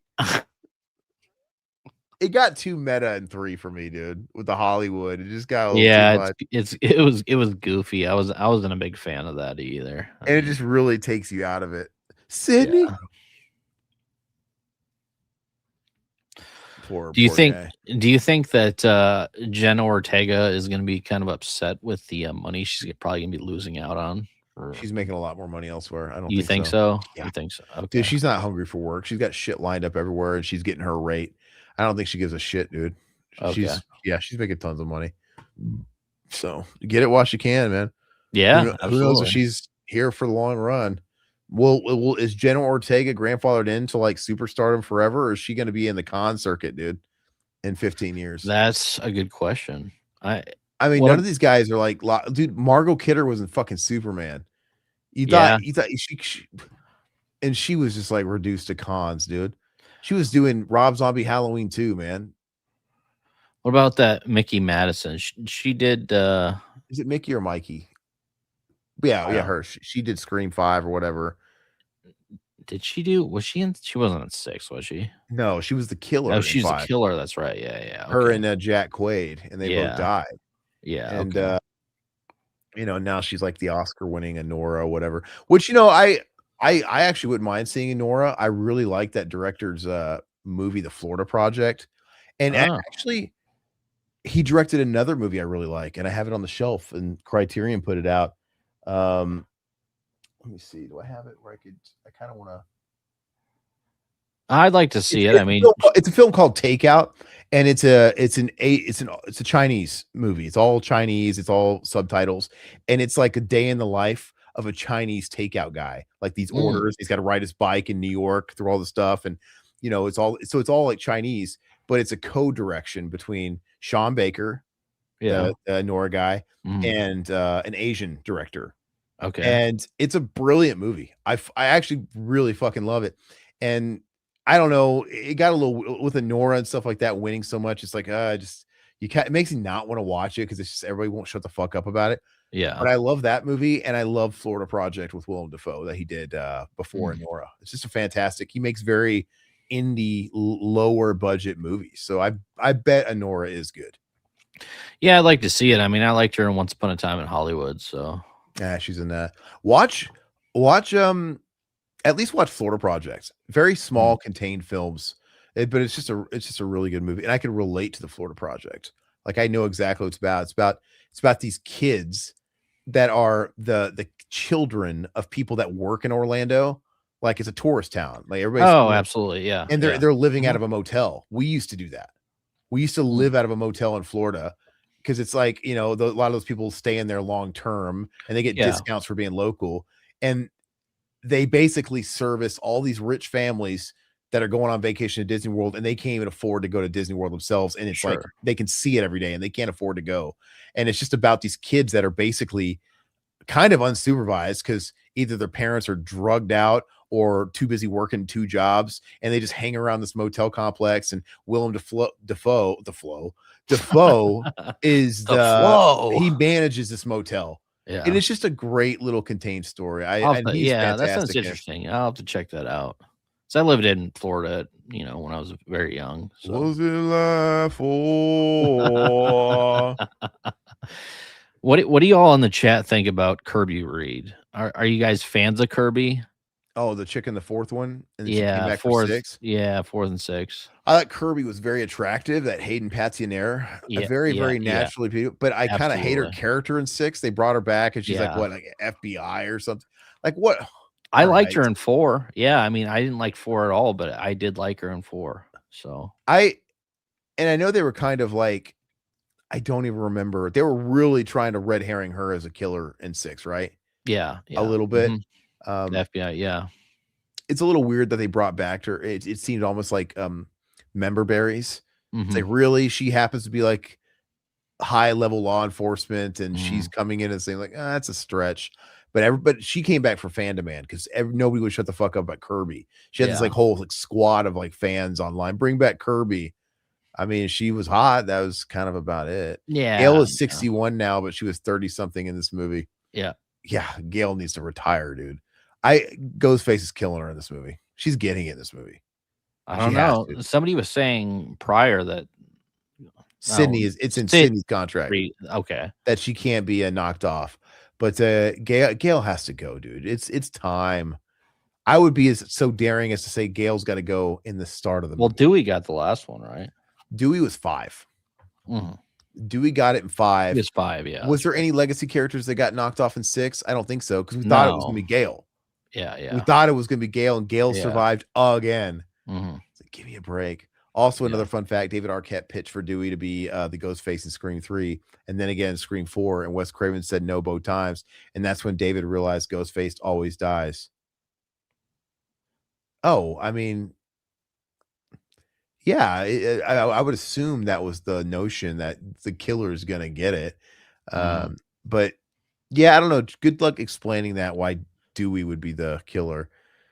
Moon TR is from Jay and Silent Bob Strike Back Scream scene. Oh, yeah. I don't know why I can't remember that scene, but I haven't seen that movie since it came out.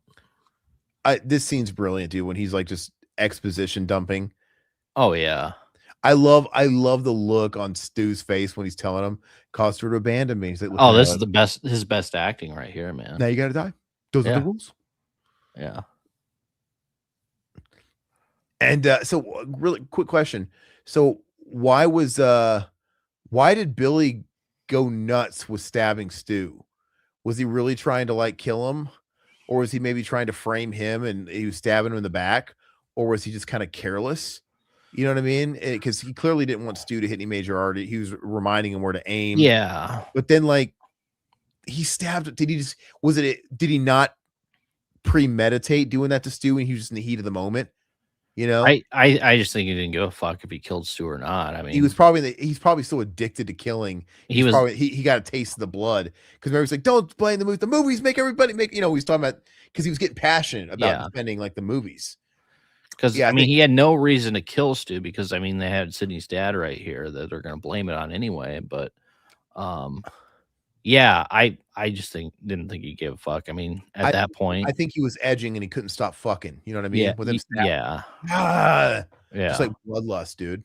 Yeah, and also, I don't know, for the theory that Stu did all of it, Billy sure is pretty comfortable killing people. I think Billy has gotten his hands dirty. Yeah, come on, baby, yeah. I love it. Oh yeah. Once they started doing this, I'm like, what the hell is going on? You know, when I first saw it, I'd be like, that's good. We're done, right? No more. He's like, all right. He's like, remember, doesn't he? Oh yeah, they almost like they're like almost going at each other because he stabbed him. I'll remember. And he gets him, and I think that's what it is. They're just like, fuck off, bitch. Like, you got me. I'm gonna get you like 20 more times. It's hard to watch this, actually. Yeah. And then when Stu's on the phone, dude, talking to Sidney or whatever, I mean, it's hysterical. I mean, I love he's like, give me the knife. No.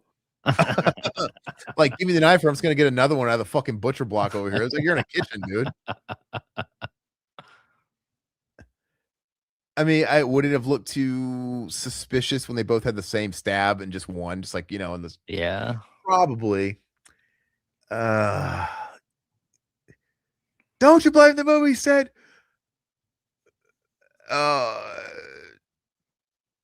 yeah, it's fucked up, dude. It's just unraveling. Sorry, guys. This part's I'm just looking. Yeah, it's a great part. You have to watch this part. Yeah. Yeah, they obviously didn't plan it out that well, because I mean, they have to be hitting some major organs, man. Did you really call the cops? Yeah. My mom and dad would be so mad at me. That's so funny, dude. I remember our English teacher, Mr. Glogowski, said he loved this movie. He's like, I usually don't like movies like this, but Scream was really funny. That's why I liked it. He liked the fact that he thought it was funny, dude. I mean, he already. It is. There's a dark comedy element to it. There is, but I mean, The dude did have a screw loose. Houston, we have a problem here. I love it because that's how us film nerds are. We're always quoting shit, dude. I love it. Oh yeah. We have a problem here. That was like a new movie at the time. Yeah. That's funny. Speaking of A24 movies, I bought Ghost Story. Is it any good? Guys, I fucking hate that movie. Good luck. Movie, what is it? Ghost Story. It's with Casey Affleck and Rooney Mara, I believe. I really don't like Ghost Story. I think it's just really, really I've never seen it, man. A24 is known for like artsy fartsy kind of horror movies. This isn't even a horror movie. It's not a horror movie. It's kind of like a love story, and it's really artsy. It's just too much. Man, that got pretty good. 91% on Rotten Tomatoes. That's it's a bunch of elitist. It's a bunch of elitist fucks that are afraid to admit they don't like it because like A24 was peaking when this movie came out, and all the film people were like, "I really love what A24 is doing." Yeah, they were always. Do you know how many people I talk to trying to get the last film made? And I'd be like talking to different people to do this role. You know, I'd be shooting the breeze with them, trying to just get to know them a little bit. I'm like, "Oh yeah, what kind of films do you like?" And they really couldn't tell me about any films. They would always just revert to, I really like what A24 is doing. Like, oh, geez. Like that was just a hip thing to say. Yeah. Okay. And so it became a meme with me. Like you fucking love A24.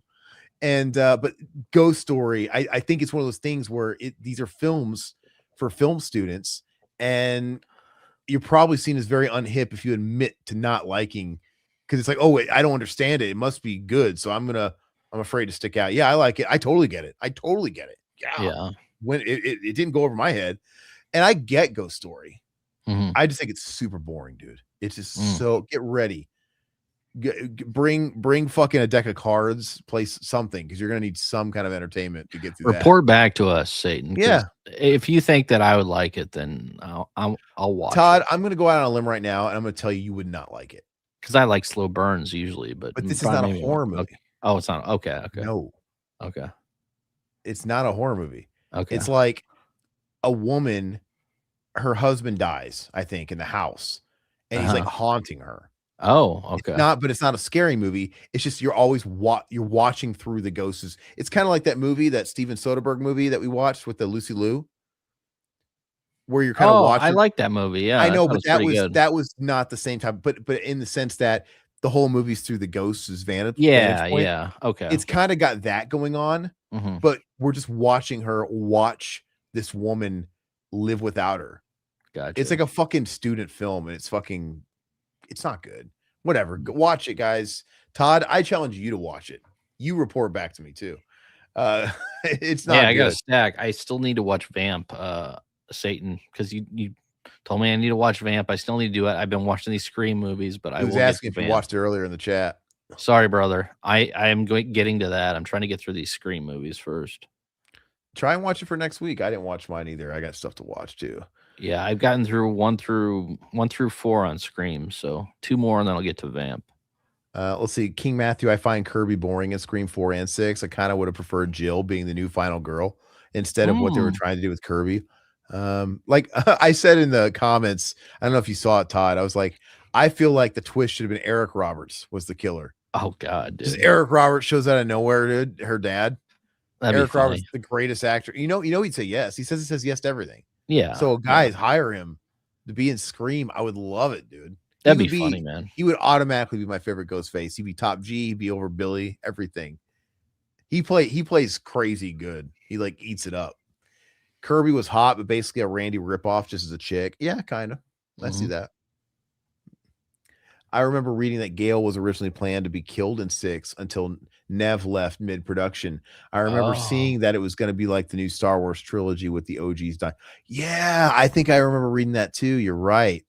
And yeah, Nev wasn't a part of it, right? Because they couldn't negotiate. They couldn't figure out the money situation. And yeah, I forget Nev wasn't in 6. That's crazy. So Nev was in 5. Yeah, but she wasn't in 6. They couldn't negotiate. I think they had like you know what, we already established with the Melissa Barrera and what's her face, Ortega's a big star now. We don't need you, Nev. We don't have to pay your salary. I think that's what it was. And yeah, I think I remember reading that too, where well, God, we can't kill the legacy now because all we have is Gale. Yeah, but that would have been too predictable because it is like the new Star Wars movies where they got to kill off all the like one per movie. Han Solo dies in one, then you have Leia die in another one, and then I guess Luke probably died in the third one. We actually saw Nev at a con, and we went to her panel or whatever, and Aaron got yelled at for filming. He got kicked out of the oh, you can't film here.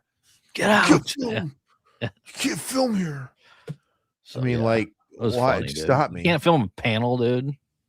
They all show up on YouTube. Yeah. Somebody's filming these panels. Yeah. Anyway, I say careless with his killing of Stu. I think Stu just pissed off. I think, like I said, I think he got a hard on. He's like, he couldn't stop fucking. He's like, fucking yeah, it is. But they were mad at each other for cutting each other or whatever. It's so funny that they're dishing out all this pain, but when it came down, that's what's so funny about it. They couldn't take the heat. No, they're like stabbing. Gah! It's hilarious. And that's why I don't understand how her dad actually got taken over by these two teens. It's like, come on, man. I think it was just one. I literally think it was just one of them. I think you're right. I think it was like Stu that did it. But yeah, I don't know. I think I really, they don't stop at the rules. Even when it's all done, the killer has to come back for one last scare.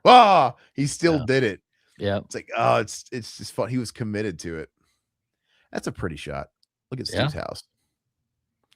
I think Stu just pissed off Billy by stabbing Billy deep first, which is why Billy stabs Stu deep repeatedly as well. Yeah. Probably, yeah.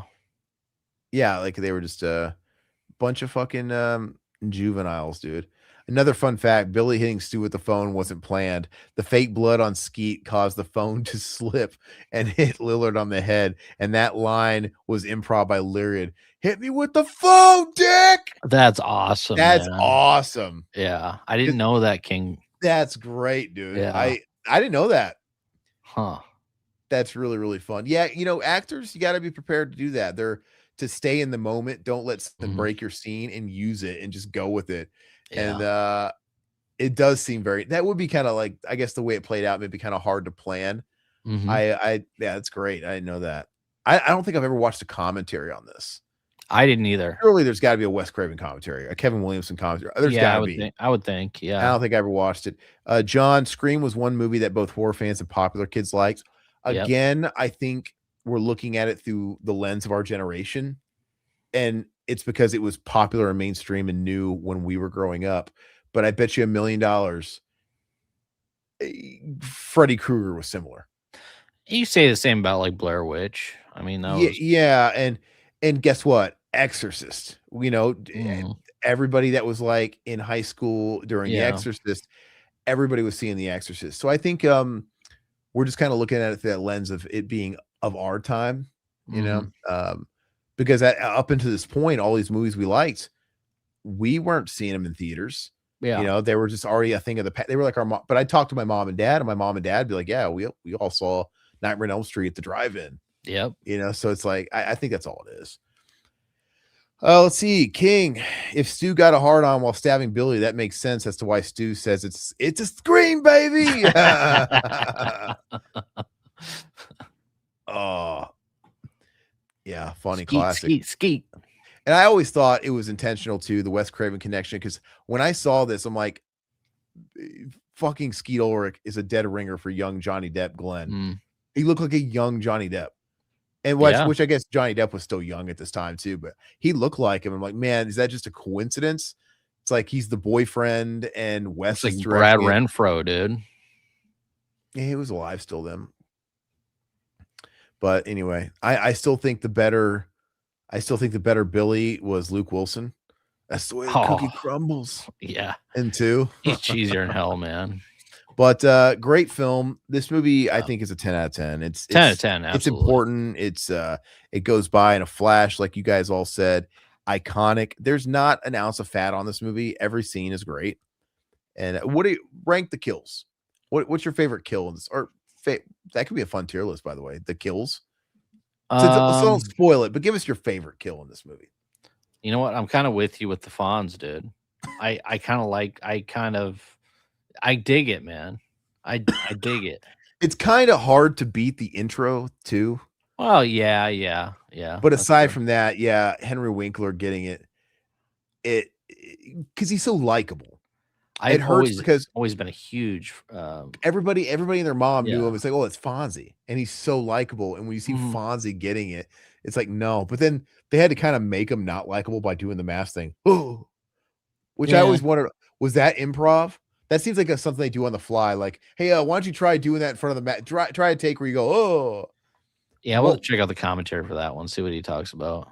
Yeah, I want to know. Next time we see him at a con, I mean, he's always doing cons. So, oh yeah, I'll have to ask him. I would ask him that. Like, hey, was that in the script? Yeah, and I would ask him as an actor, because you're getting into the mind space of the character. Why do you think your character did that? Oh, because remember, he just got done reprimanding a couple of kids for being insensitive.